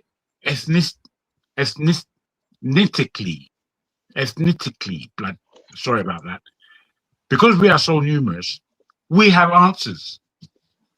The answers to a lot of the Black problems in the world are actually in Nigeria. Now, whilst we would always say, the white man put us together, and start our city complaining, what we're supposed to do is actually analyze why. Why is Nigeria important? Why are so many ethnicities lumped together? Why are we in this predicament? We're not trying to answer these questions. Because if we answer them for ourselves, we'll answer them for the rest of the world. It's very simple. But we don't see that. What we see is that we must fight, we must be ignorant, we must separate, we must kill each other, which is the Black problem. This country that I live in England, my family, my children, my family, my friends' children, I do not see in them the problems that befall Black UK. I see that most of the children of my generation, they're getting on with life pretty well. They're either educated or they're skilled and they're honest. They're getting on with life. They're doing it. However, bruh, if you look at the bigger picture, it's disgusting, because the majority of the Black boys and girls in this country are rotten. They're out there killing each other, literally killing each other. And you will hear them when they're speaking, they make no sense. So what politics in the UK does is to depict these miscreants as the black community. So they give us all a bad name. All of us. I mean, I don't believe that we're thinking in that country called Nigeria. I think we're just so immersed in our own individual politics that we can't come together. We refuse to come together. So what do? We give everybody a bad name. Nigeria is, as much as we know that we are strong people, we have deep societies in terms of culture. We have deep history. As much as we know all these things that may make us proud, the fact of the matter is, the majority of us, no, not the majority of us, as a practice of Nigerianism is to be a criminal. I'm a criminal. You mean Nigeria? Don't go there. Nigerians, everyone's afraid of us. Why? Because we have criminal intention, selfish criminal intention in order to get on for ourselves as individuals. We don't think for the collective. We do not protect the widow. We do not seek to look at the orphan who no longer has parents. We don't care for the downtrodden. In fact, we are part of the people who are treading them down. You see, with all these levels, we're not going nowhere. When Masker spoke as he did, the reaction from our brother, let me see his name. Obison. His reaction was visceral, but it wasn't, to me, it wasn't unwarranted. What he had to, it wasn't unwarranted. It was a part of the discussion. That whilst you are saying we are double-mouthed, and I agree with Masker, Obisa has a point. There's a point. It wasn't it you people that did X, Y, Z. It's a valid point. You can't throw it away. So, you know, we are in a schism, and we are about to lose who it is we are. What I'm saying, I'm in the UK, and in this place called the UK, I think more than anywhere else in the world, much more than America, we here in the UK have a look upon every nation in the world. We can see clearly, we can see better. Not all of us, but those of us who are paying attention, if you're looking, you will see the world clearly. I'm telling you. I'm telling you. America is a second-rate country. It doesn't have the history. America's been there, what, 250 years? And it's been running the world for about 150 of those years. Not even 100, maybe 100 and such of those years. England had their regime for over 600 years, if not more. And they kept it tight, kept it tidy for themselves. For themselves. So when you look at the British or the English history, and you see what they've been able to do all the way around the world, and how they've been able to tie everything up nicely.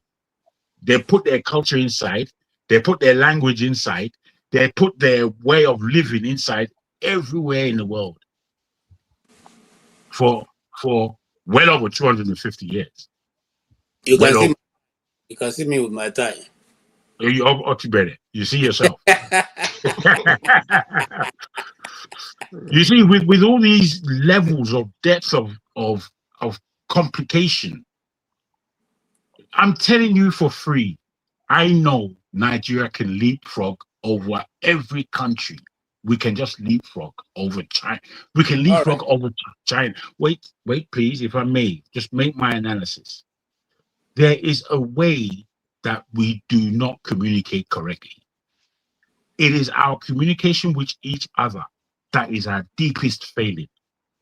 We don't know how to communicate, as you said at the beginning of this topic. You said that we don't speak without abuse.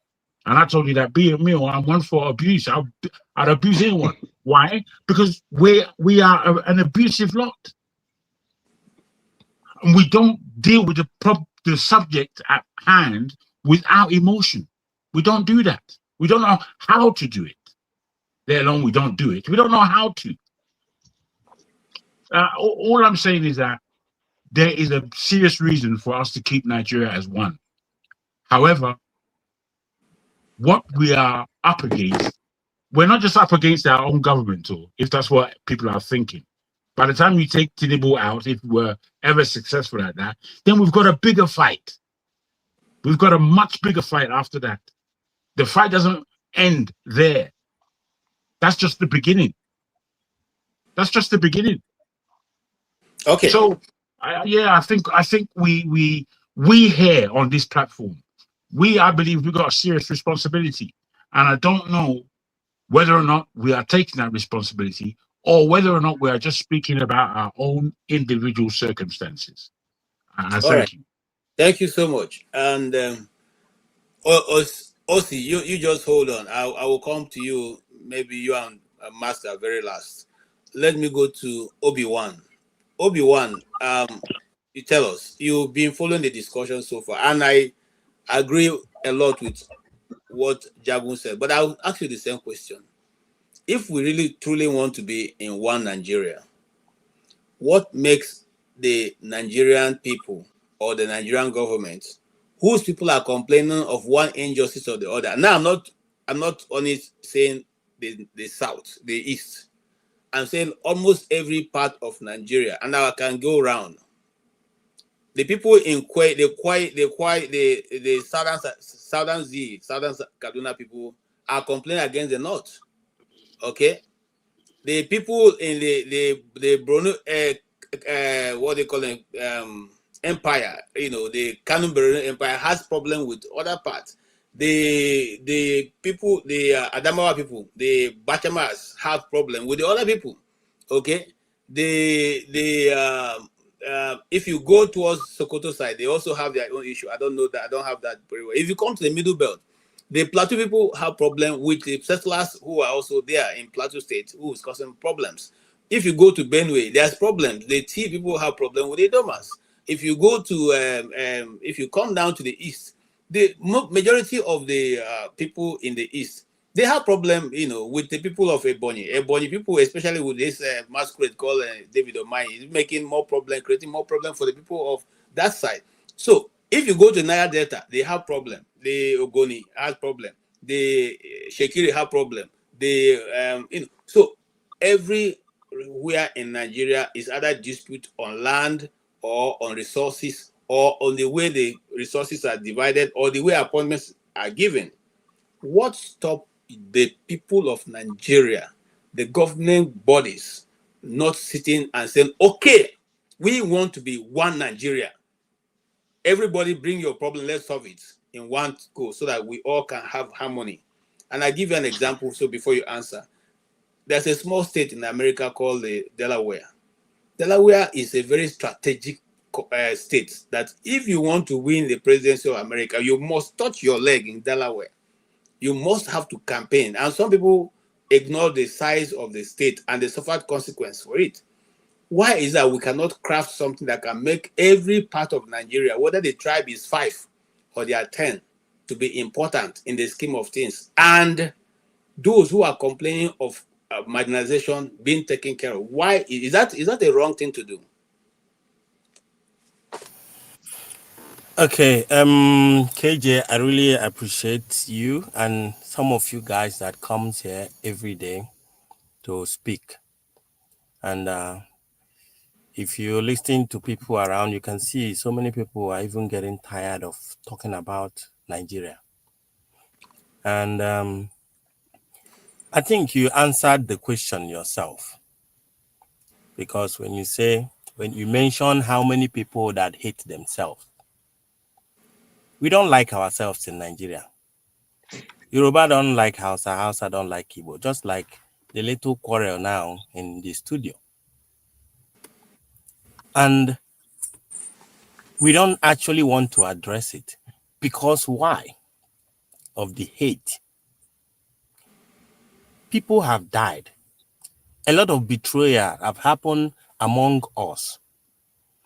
During the war, Why is it that, okay, let's say after the war, why is it that people of Nigeria have never for one day advocated for let us have a public holiday for the people that died in Biafran war? Why do they hate Southeast when they talk about the war? Why is it like is Igbo thing? Are we not Nigerians? This is where the hate starts. If you don't recognize what you're supposed to do as one Nigeria that you said we want to be, because it seems like people are just so scared to let go. That is one of the problems. We hate ourselves. Whether you like it or not, KJ, we hate ourselves. And let me tell you one thing you should understand. Even I wanted to talk about the political part of what is the objective of political parties in Nigeria, PDP and APC. Just like in America, when you have a Democrat and a Republican, at least you know what they want. But in Nigeria, they are just forming group of gangsters where to make themselves rich. Anybody in Nigeria, once you are born, you are your own local government chairman. A normal Nigerian person don't even know that government have a responsibility over any Nigerian citizen. A lot of blood has been spilled in that country. Nigeria can never be one, whether you like it or not. Bank me on it. Why I say this? If you want Nigeria to be one, that means you have to go with the route of Singapore. Now, tell me who in Nigeria will allow their tribesmen to be unalived for Nigeria to be good? No one. Because when you want to unalive my own thief, I will tell you, what about your own thief? It can't. So until we start actually recognizing and fighting for each other, that is one thing you should understand. Whether Nigerians want it or not, or the ones that say that they are Nigerians, I identify myself, I'm an Igbo person. It's only a tree that hears that is going to be cut down and still stand. Until we recognize one thing, to start fighting for each other. Nigerians by now should be on the street talking about Nnamdi Kanu coming out of prison. No one is doing it. Because what? It's not from my tribe.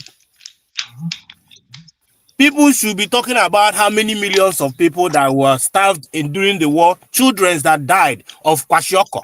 No Nigerians is talking about that. And they think that when I'm like this, my father told me about what happened to them, and I'll come and smile to Nigerian government.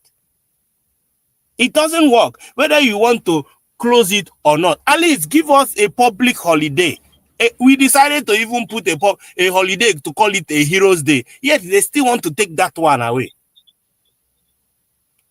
South Africa is teaching their kids about apartheid. Are they? Because they don't want it to happen again. You educate people about what happened in the country so that people will learn, so that you can correct the narrative. Now we are growing up. We decide to design the narrative ourselves. Obi-Wan, can I please ask a question? I apologize for. Thank you. Okay. Can you tell me, given where you are in your mind about the suffering we're obviously going through in Nigeria and the way the East look at Nigeria as a whole, do we believe, given the way the world is, and if we understand what's going on in the world, the fact that they have a different plan, and the weaker individual countries are, the better that plan would work for them? How sits Nigeria under a breakup when there's a greater regime looking to just pick us all off? How does that work in the benefit of Nigeria, given your symposium that Nigeria can never work? Jagun, it's better I am small and strong than big and useless. Sure. That's one thing you should understand. As we are 200, more than 230 million, what are we producing? Some of us are even ashamed to say we are from Nigeria. Whenever you say you're a Nigerian, either they see you as a drug dealer or a 419, or there's nothing good about that giant that is sleeping. That is the most disappointing part of the whole thing.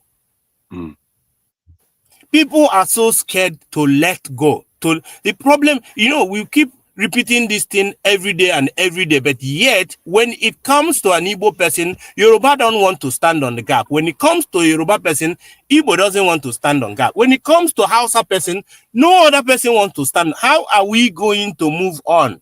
It can't work. It will never. At some point, everybody will understand what I'm saying.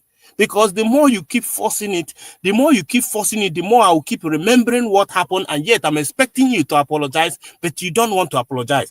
By now, Nigerian government should actually make sure that they recognize the war that happened. And it was my grandfathers that died, for God's sake. If this thing happened, if there was a civil war that happened in Yoruba land, and at the end of the day, after the whole thing, and Igbos are pushing one Nigeria one, wouldn't you, as a Yoruba person, are you going to be happy smiling at me, knowing that I know that they were bombing my grandparents and I did not come out to speak on behalf of you? That is the problem some of us don't understand. You think that the wound has healed. No, it hasn't. We carried it out from our mother's womb. It's still fresh. It's still fresh. But they don't want to address it. Why? Because they don't want Africa to grow. If we divide, let me tell you, that is when you see how we will blossom. If we divide, that is when Africa will be free. We don't have common understanding within ourselves. You can tell that. We don't, and a person from the north don't have the same mindset somebody from Igbo person now, because number one is that, okay, now, why can't Nigerians advocate for the fact that Igbos are the ones that are doing business? Why can't you give them seaport? Why is everything centered on a particular place? Like after the war, you are still scared of what these people is going to do. And that's why you keep shooting yourself in your foot, because you don't want Nigeria to divide. But you can see something that can develop this same Nigeria, yet you don't want to do it. Yoruba people don't trade. Hausa people here, I think they are into marketing or something. Like when I'm talking about in a bigger scale, like on a Shame market. I know everybody can do business. You see, I don't want to interrupt you. I don't want also to go to another debate so that we don't. Yeah, but that statement was very I'm wrong. sorry, maybe I didn't get it, but I'm talking about what I meant is, I think that if Nigeria is really, really serious about for the country to grow, I think that it should be fair enough to bring everybody together and speak about the problem that we have. The more we keep running away to talk about it because we are scared that what happened will repeat itself again, it will keep multiplying and multiplying. That's the point I'm trying to make here. Thank you very much. Thank you. All right. Obison, what's your own thoughts? And then how will you round up your thoughts? All right. I will start by saying the station of Nigeria is delaying the evil day, which will eventually one day come. But do you know the people who don't believe in this one, your one Nigeria? They are your politicians. That is the reason why they steal what they steal, because they know that one day this country will eventually, the Arab man will say, "Kalas." They know that one day this country will eventually scatter. Our father Zeke, he said a broken bottle. Well, I don't know whether that's what he said. That was what they alluded to him, that a broken bottle has no mecquatarism. And I think Mr. James said it. The people who don't believe in your one Nigeria are your politicians, because they know that all these things they are stealing, at least the day the nation divides, nobody will call them into account. They know that, let me carry this one, go home. Those are the people who don't believe in one Nigeria. Otherwise, Why will somebody steal all the money he stole? You bring him to court, he fainted. They take him to the hospital, he walked home from the hospital, and nobody called to question. Nobody say, oh boy, you took our money. you fainted in the court. We'll go and break our money. Nobody. See what is going on with the PF, whatever I see, with Gbajabiamila. Even if you don't want to prosecute Gbajabiamila, okay, let me tell you, if Buhari had, and I don't know why Jonathan haven't conducted that constitutional conference. I don't know why in the last thing he didn't make it a law. Because if he had made it a law, maybe we wouldn't be here speaking. Maybe forcing us to be one agenda, maybe we would have been agreed to be forced into it. Somebody, it was Jagu that said, "Oh, I want to be that big." What? Well, I don't want to repeat it, but the last speaker, Obi, said, "What has the size of the country brought us?" What? Dubai, UAE is 1 million citizens. The other people that made them 9 million are foreigners. But the people that claim to be indigenous are only 1 million. Qatar, how many are there? They are not even up to 2 million. But Qatar is a force to reckon with in the international community. So the size does not matter. What matters is what you can. And if Nigeria had, even if it is not pure division, everybody going your way, but that thing that Ojukwu advocated, that regional governance, everybody develop at your own pace. Even if our brothers in the north, because of religion, because the only thing dragging them back is religion. I went to Dubai. I saw a Muslim guy from Ghana. I called him. I said, "You're a Muslim?" Yeah. He said, "Yes." "You're from Ghana?" I said, "Yes." I said, this country we are in, this UAE, is a Muslim nation. Why is this developed better than where we are coming from? Why? I was in Dubai when they wanted to take it was Japan, 2021. When they brought how many people that went into the moon? That thing took 7 months to go to space. They went to Japan and they shot them into the space. They shot that thing either in February or January. The thing I landed in the space in July. These are Muslims. And up until today, apart from Turkey, that is an Islamic, even though, but they still want to use their Koni way and Islamize all of us. The solution, okay? Let me tell you what happened this past weekend. I saw in the Redeem did their convention this past weekend in Nigeria, okay? And I saw a bunch of Fulani people that were singing and rejoicing and dancing. Most of them dressed the way they dress. I begin to like these people again. I said, why are we killing ourselves? But if you want to kill me because you said the God I'm serving is a fake God, you want to kill me, why will I love you? I will not. I'm a Christian, yes. But I don't want to kill you because of your own God. I believe your own God is fake. But I leave you to worship him. You believe that my own God is fake. Why do you want to kill me? Why do you want to kill me? Why do you want to force your own religion? Israel, Christianity is about proselytizing, okay? Hey, you preach to somebody, if they agree, fine. If they don't agree, you leave them. That's what our Lord Jesus told us. You go to any house, tell them peace be upon you. If there's a man of peace there, peace will remain. If you preach to them, they agree, fine. If they don't agree, leave them and go home. But your own, Bye you bye, said, guys. I have to leave. Sorry, Thank you. That's Bye. fine. Who's But that? What's you waiting?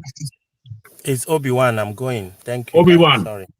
All right. You come to my house. You come to my house. You preach to me. I say, no, I don't All like your own. You say you must. I will die. For what? So the way forward for that Nigeria, if they want to force us to be one, okay, bring all of us together. Bring all of us together. Let everybody say their grievance. Give me a minute. Bring all of us together. Let me tell my brother from North, from Yoruba, this is where I'm mad at you. You tell me your own. Then we shake hand. Okay, I'm sorry. Yeah, I didn't understand it this way.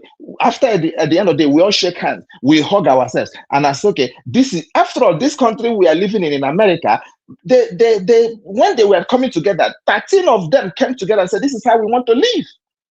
This is how we want to live. Now, America would have been speaking French, but for vote, they voted and said, what, even to the extent of the language they were going to speak, they voted for it. And they agreed that they were going to be speaking English and not French. Why are you forcing me to agree to what I don't want to agree? Instead of us to say, let us come to a table. Let us go to a round table. Okay, how do we divide this thing? Why do you have to take my oil, take the oil in my backyard, take everything in my backyard, go and be developing your own region? Okay. Let me land with this, please. It's important No, to me. you've taken more than enough time now. No. Obi, No, the other day, I don't know if you see Obi, Gregory Obi, Peter Obi showed people what a Yoruba forum tested, that do not allow Igbos to go, do not give them Porto. If they go, Lagos will follow. Okay, you know the importance of these people, and yet you are doing what you are doing. Oh, allow us go, no. Allow us stay, no. What do you want us to do?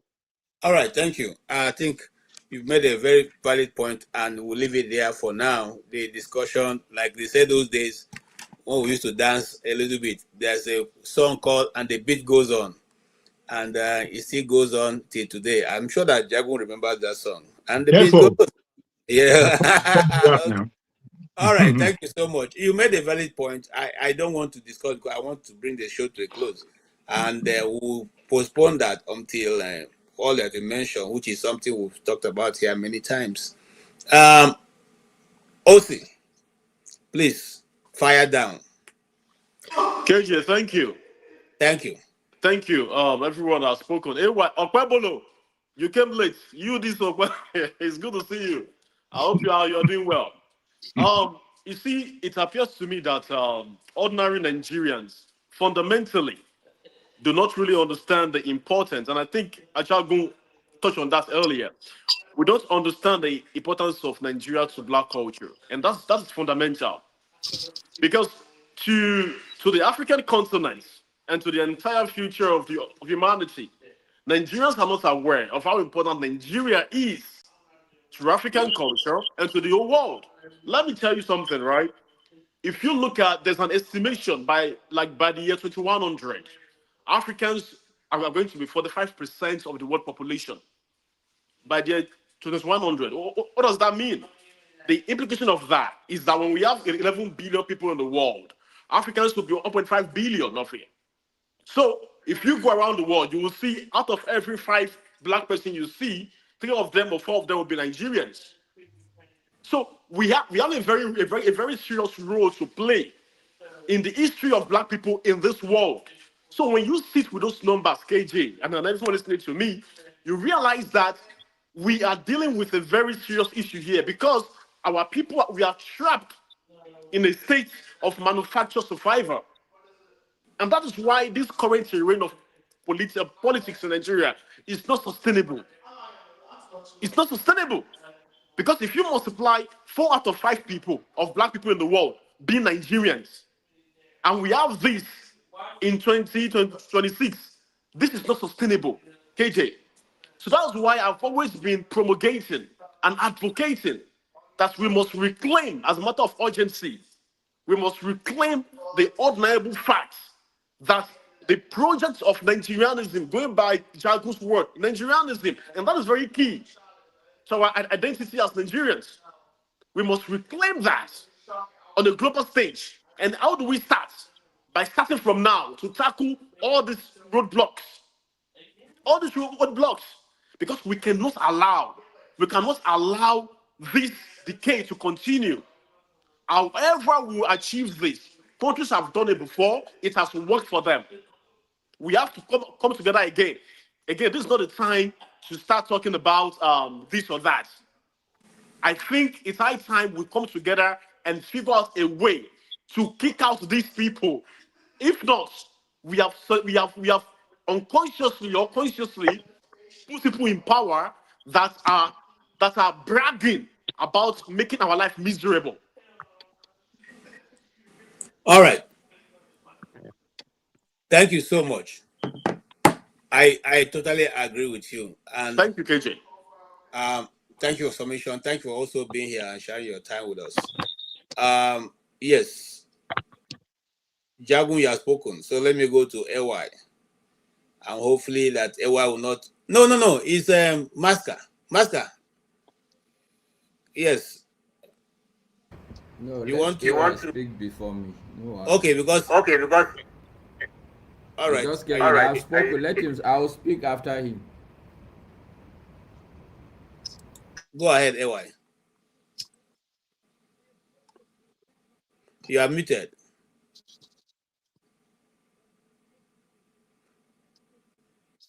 One sec. I'm not sure what's going on. Can you hear me now? You are back now. Okay. Yeah. Good evening, everyone from here. I've been listening to you guys' discussion. Okpawolo, younger brother, we need you in Edo State. Stop claiming Lagos. You cannot be burying yourself with her. You are claiming Lagos Island. That's a proof that Edo whole Lagos Island. We need to contest that. So the part of the discussion you guys had earlier as regard the Cardinal on Ayeko.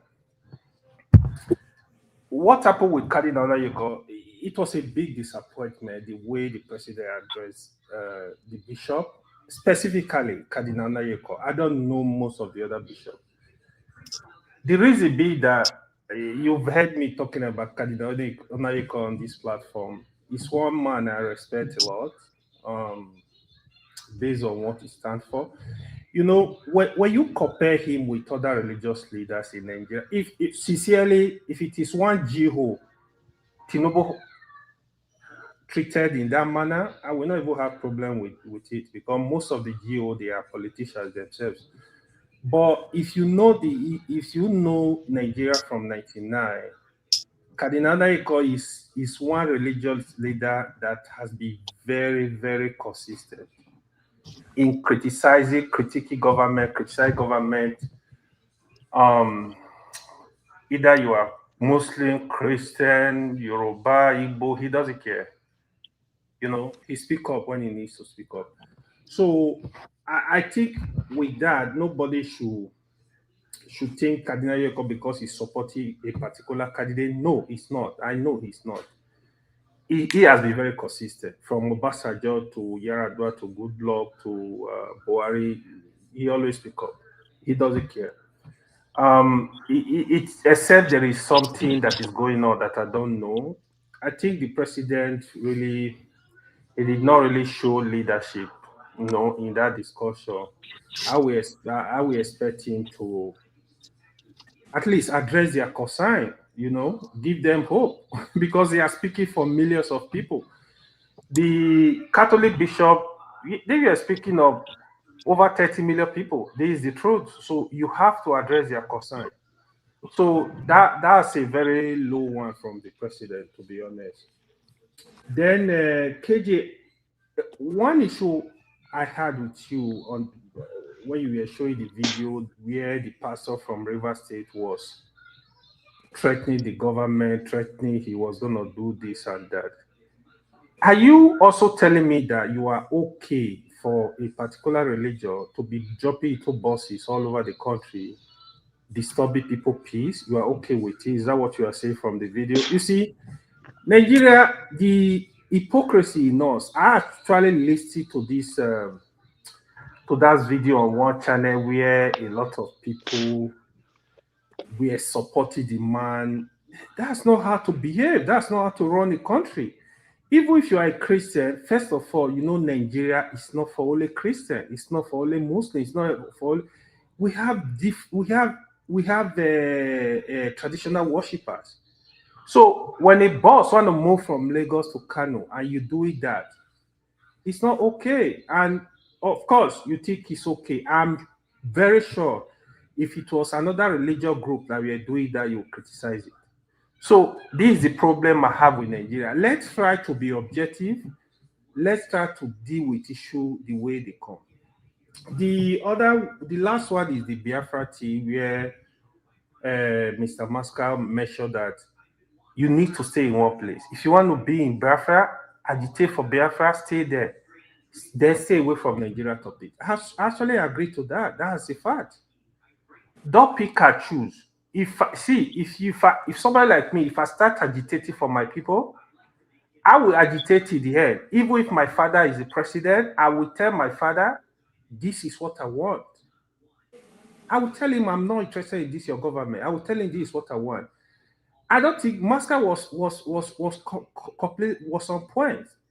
Because you see, why I laugh when Nigeria looking for division. Nigeria are very disingenuous people, man. The person looking for division, looking for Biafra, for example, when you give the person Biafra, he's gonna do worse things that the government are doing today. He's gonna do worse things that the Nigerian people are facing. I don't have doubt about that. This has happened. Go and read the history when we had the eastern region and the western region, what happened to the minority. That tells you what Nigeria are capable of doing.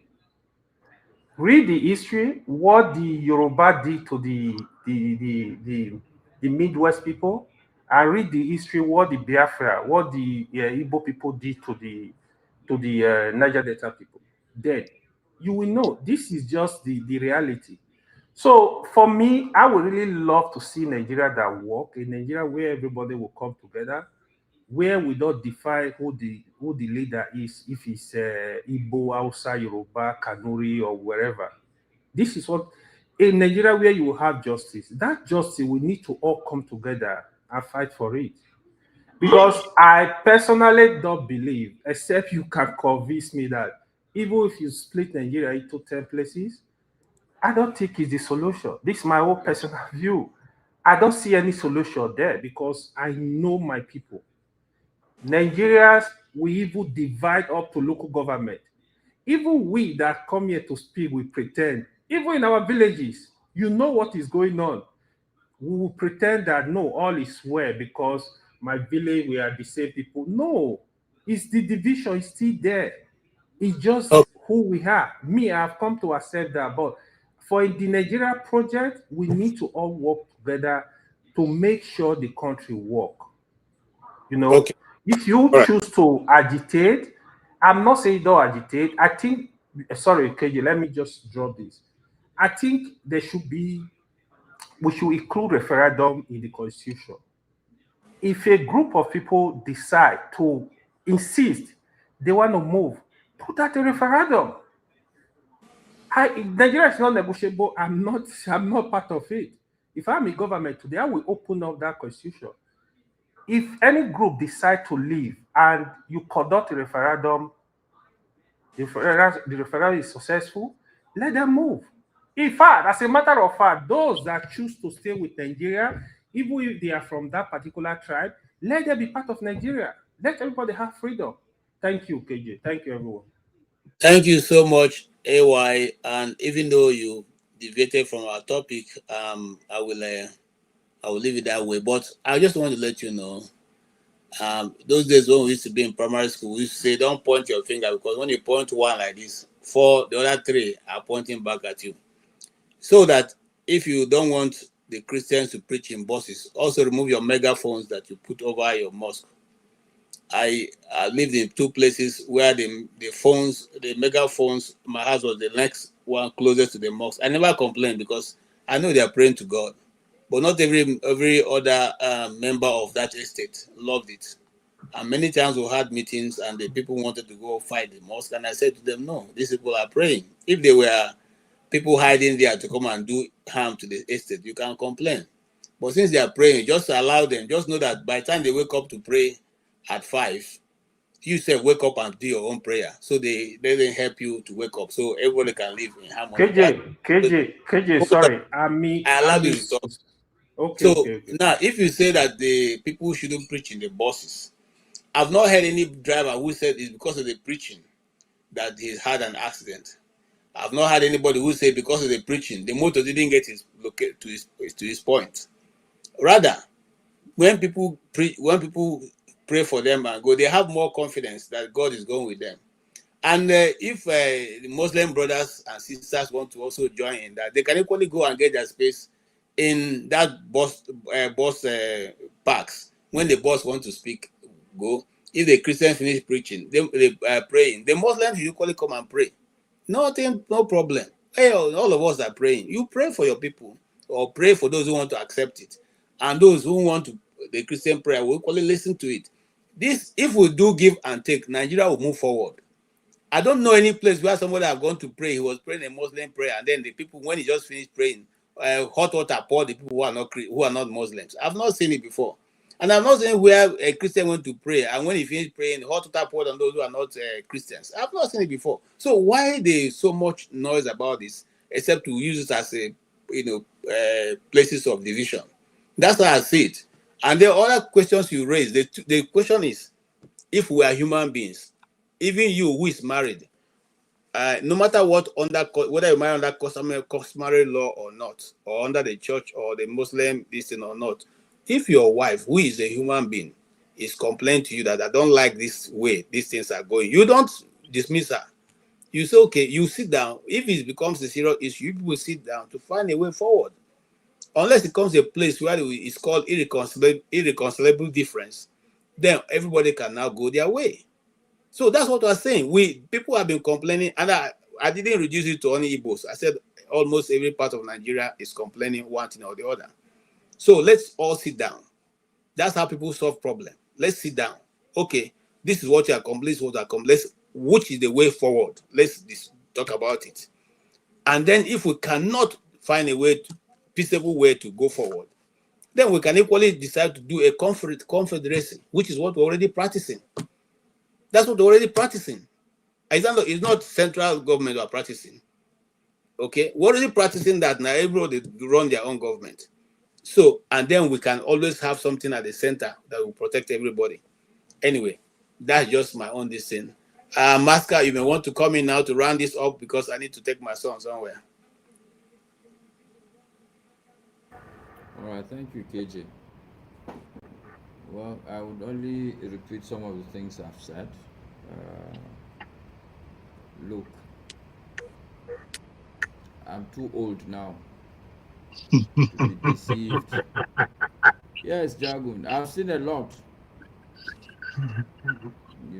and I'm grateful to God because, you see, it's a tragedy when you get old and you still fall for, when you are young, when they want to collect something, they will point that aircraft, you raise your head, and then the thing has gone.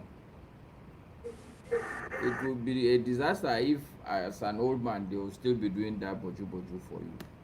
Any Nigerian that thinks that his problem is the Hausa person, I think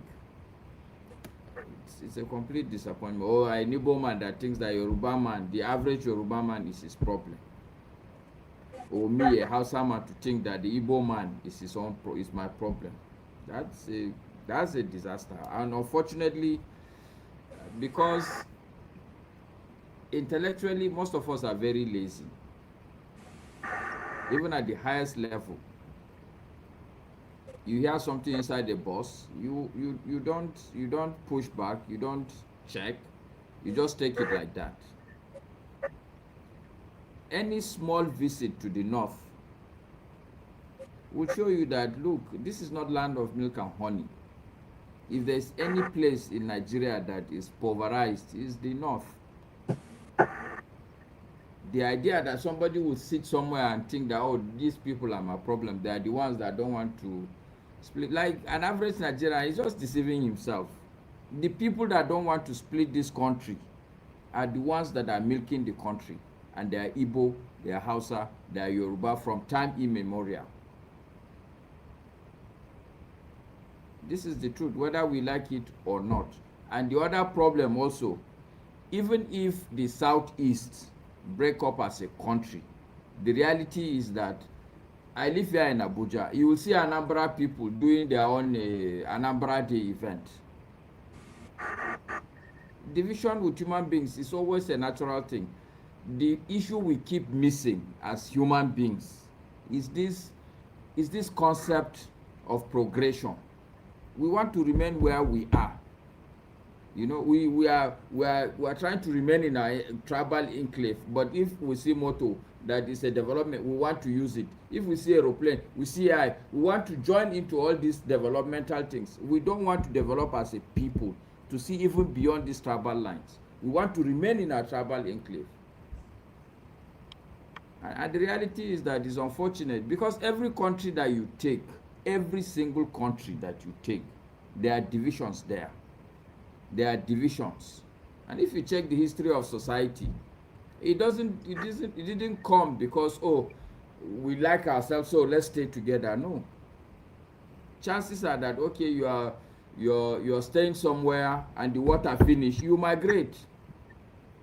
You move. And when you go, you may go and have to cohabit with other people, whether you like them or not. That is a growth mindset that we, and I think not just only Nigerians, most of Africa has refused to understand that there's no country. If we take Switzerland, they are all different people. If you take Malaysia, there's Chinese, there is Malay, there's Indian there. But people have realized that, okay, look, let's even if you go to Iraq, people think that it's all one people. It's not. It's not. The England we talk about, Jagun is here. The Englishman sees himself as a distinct person. The Irish person sees himself as a distinct person. How long did the Irish fight to go? For a very long time. This history that it's for us, it's not a unique history. We try to make it look as if it's just we're the only people that have this issue. Rather than be complaining and crying every day, just like you keep saying, KJ, let's step back, look at the issues. The first issue, if you ask me in my mind, the first issue is to really dissect the real cause of the problem. I like Alaba. He simplifies things. There are enemies within. If you go to the southeast now, the reason why southeast is not making progress, it's not any Hausa man, it's the southeastern governors. They are the enemies within. Why Nigeria is not working is because there are enemies within us. This is just the simple reality. It's not like because I'm Hausa, Igbo. All right.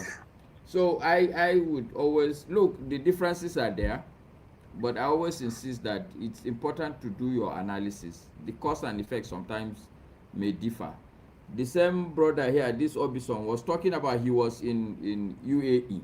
Even the UAE, there are 9 separate emirates. There are 9 separate emirates.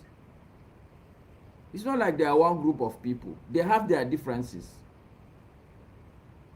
And they are a Muslim country. If you think there's problem with Islam, it's a Muslim country. So you should see that the problem is not, we need to sit and understand what we're doing. If you know, I'm sure UKJ will know this. Malam Aminu Kano, what was his clarion call? He keeps talking about the Talakawas. If you come to the north, there is the feudal lords and there is the poor people. It's not like it's one hegemony, one good group of people that everybody is enjoying each other. No. And that's why sometimes even the people that keep talking, I don't like it because it's very selfish. Okay, so an Igbo man sorts out Biafra, he's happy. What happens to the man in Benue State? What happens to the Idoma man in Benue State? We don't care. What kind of human beings are we that we don't have empathy?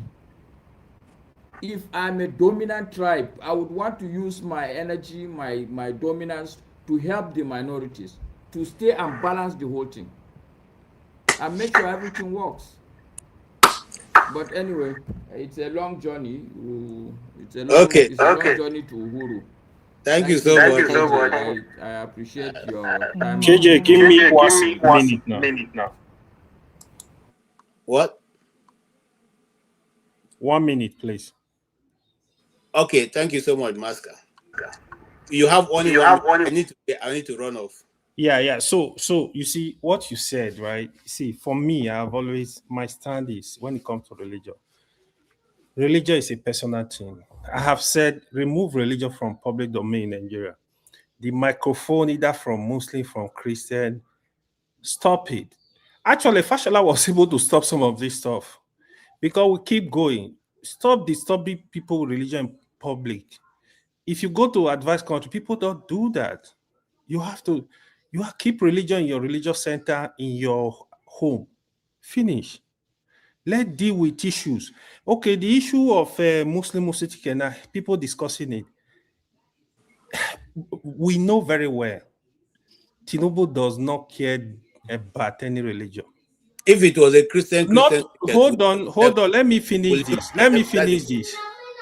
KJ, let me finish this. I feel some of these stuffs are distraction. You see, we need to get focused if we want this to change.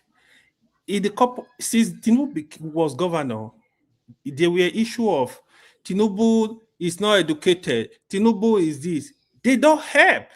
In the last election, Tinubu did not attend Chicago University. To me, they are distraction. To me, personally, they are distraction. We should focus on the message to the people. If you want to remove Tinubu from office, those stuff will not remove him. Even if you find out today, Tinubu did not attend any university, there is nothing anybody can do because the law protects him. For me, these are distractions. So Muslim ticket, I don't give a damn about it. Christians, wherever ticket they want to do, I just want to see Nigeria working. Thank you. Okay, thank you so much, AY, and I like your conclusion, and that is why we will leave it. I just want to say this. You see, the purpose of coming here for us to run these ideas together is to see whether we can even find a ground where we all can agree. But so far, we've not been able to find a ground where all of us can agree because of one simple reason. Everybody is holding on to their own ground. We know what the problems are. And just like Jagun used to say, all of you know what the problem is. All of us. Nobody who is older than 25 years in Nigeria who does not know where the problem is. We all know. We all know that the country is tilting towards one direction. You see, Maska said something interesting. If you come to the north, you have the Talakawas, you have the distance. In the east, you don't have any Talakawas. There's no rich and poor. There's no division. In the east, we believe that if you struggle hard, you can always, make your life better for yourself. We don't have some group of people who are Talakawa while the other ones are the big ones. No, we don't have it. And I don't know about the Yoruba society that much. But even in the middle belt, you don't have that kind. In fact, let me tell you, there's a thief saying that says that your grandfather, if your grandfather was rich, you yourself should now join the order. You don't enjoy the society twice in the distance. So you find out that most times, just like even the Igbos, if today AY you are the governor of your state, we're not going to be hoping that your son will come and take over and become governor also. You have governed, let other people also govern. That's our policy. We don't say, okay, Nnamdi Azikiwe, you are the one who made Igbos to be. So Nnamdi Azikiwe children will continue to be governor of Eastern. No, have you seen any of them? But it goes to other people. That's how we believe in fairness. And even what we are saying, just like people say, if your group don't want to fight for independence to be free, why do you want to stop us from looking for it? I'll give an example, and why we complain so much. I'll give an example with this video, and that's why we wrote the cutting for today. My name is Emeka Victari. This is a powerful changeover system that can be activated just by dialing a number. Once I call this phone you see here, it will be activated. And once it is activated, it will send current to this mechanism you see here, making it to change to generator or NEPA. And this is a powerful innovation that can be activated in anywhere you are in the country just by dialing a number. You can activate your house lights just by dialing a number. And I'll test it and show how it works now. I'm calling this phone you see here, looking at this phone to see what will happen. Once call comes, see, it has been activated. This phone is receiving call. This is a powerful, advanced, sophisticated technology that I do to prevent emergency fire outbreak. And this is a very good, nice innovation. And my WhatsApp number is 080-211-63211. If you can sponsor me, I'm here for everybody. And please don't forget to share this video so that it will go viral, so that people will know that I'm the actual person that invented this in the whole world. And the reason why I make this video again is to showcase that it's not a fake, it's really working. You can see the back, because there are people that ask me and say that this, I should turn.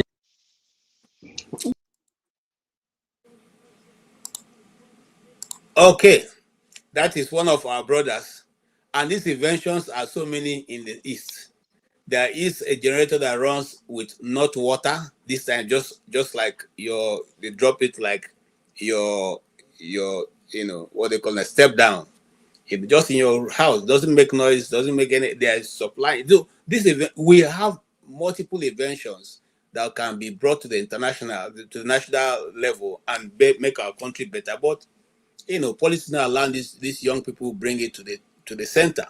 Again, as we round off for today, here is what I said earlier. This is Dr. Rudolph reporting for the election that went on some years ago. And we're saying on this same election that is coming, we'll be glad if we have our sponsors to be on ground to make sure that we cover blow-to-blow accounts of what is happening and how it's happening and where it is happening. And, this channel will be running almost 24 hours after when the elections start to give you all that is happening in real time. So we are out there. Please support and let us help to make, that's our own contribution to making sure that the truth comes to light in Nigeria and that Nigeria becomes a better nation for all of us. All right, having said that, okay, you don't speak English. All right, so on that faithful note, we'll round it up here now. And thank you, Jagu. Jagu, thank you for all your time. Really appreciate Thank it. you. Thank you. Thank you, Obison. Thank you. You came and you stayed throughout. We will get to know your name as you keep coming. Please, Yeah, we no will be problem. here again next week and the same time. And we'll also be here on Saturday to, again, have a very heart-to-heart interaction. On behalf of every one of the people who have helped and contributed, Show, who is behind the scene, helping to produce, Ngozika, Mr. Chukuma, Ola, and of course, Dr. Damages himself. Thank you so much, all of you. You all played Thank you. Thank you. Mr. Jago, greet your king. Thank you, my brother. Always well with you for the sake of our country. Good to see you, sir. Good to see you. All right. Thank you so much. And I want to thank all those who supported us. This is my sister. She's been so Oriako Tokpe. Thank you so much. We really enjoy your contributions and all your support for this channel. We also thank you, Alexander Gomez. Thank you. Thank you. You have been a very long supporter of this channel. Thank you again, Alexander Gomez. Thank you, Oscar Blackbone. Thank you, my dear brother. I beg, find time to be with us next week. Even if you have to be carrying your phone on the pocket, carry it so we'll see your face. Thank you so much. Oscar Blackbones again. Thank you, Bones. Thank you so much. Thank you. It's been a long day, I must say. We're not going to have a second broadcast today because, again, like I said, I'm the only one in the station. Forefather is unavoidably absent this week, but I'm sure by next week he'll be fully in the house and we'll have a discussion. For those who do not understand why we hold this discussion every day, we're not holding because we want to form a political party. We're not holding because we have a better understanding than yourself, but we're only holding to bring issues to the fore for discussion. We're only holding because we know that the more we talk, the less we can, use our hands to fight or to war.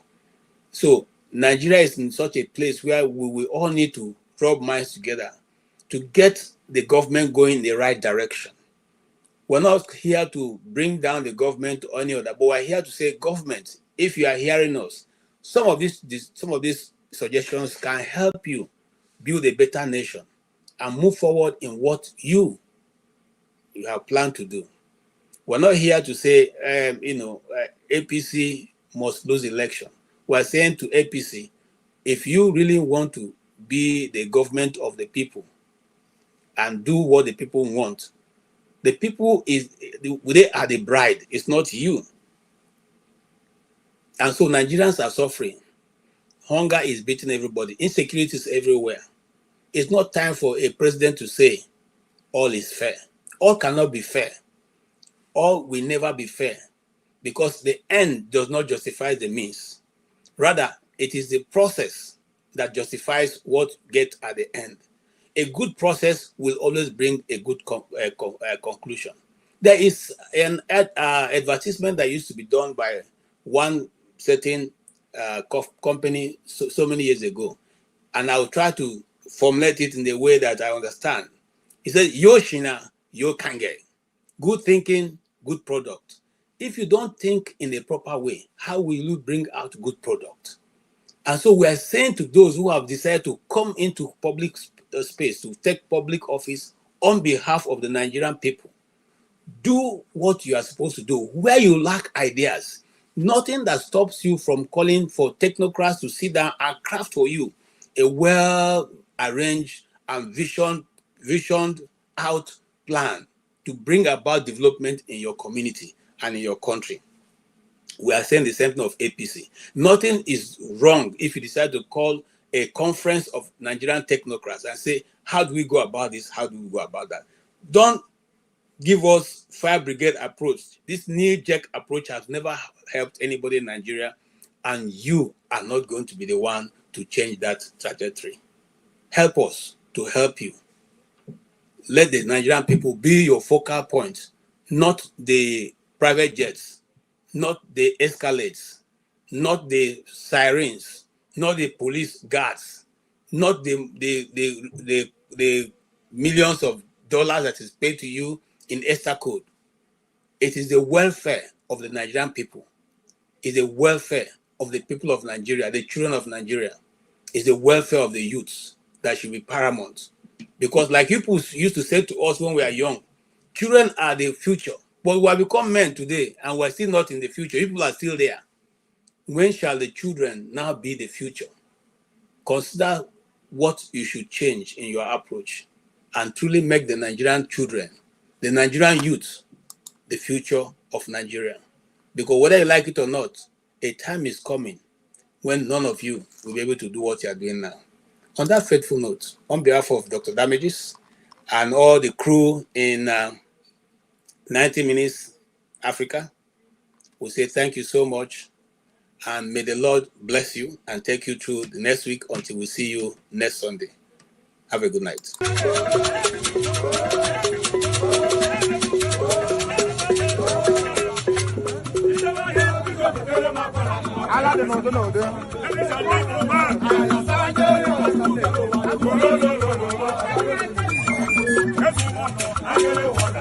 Yes,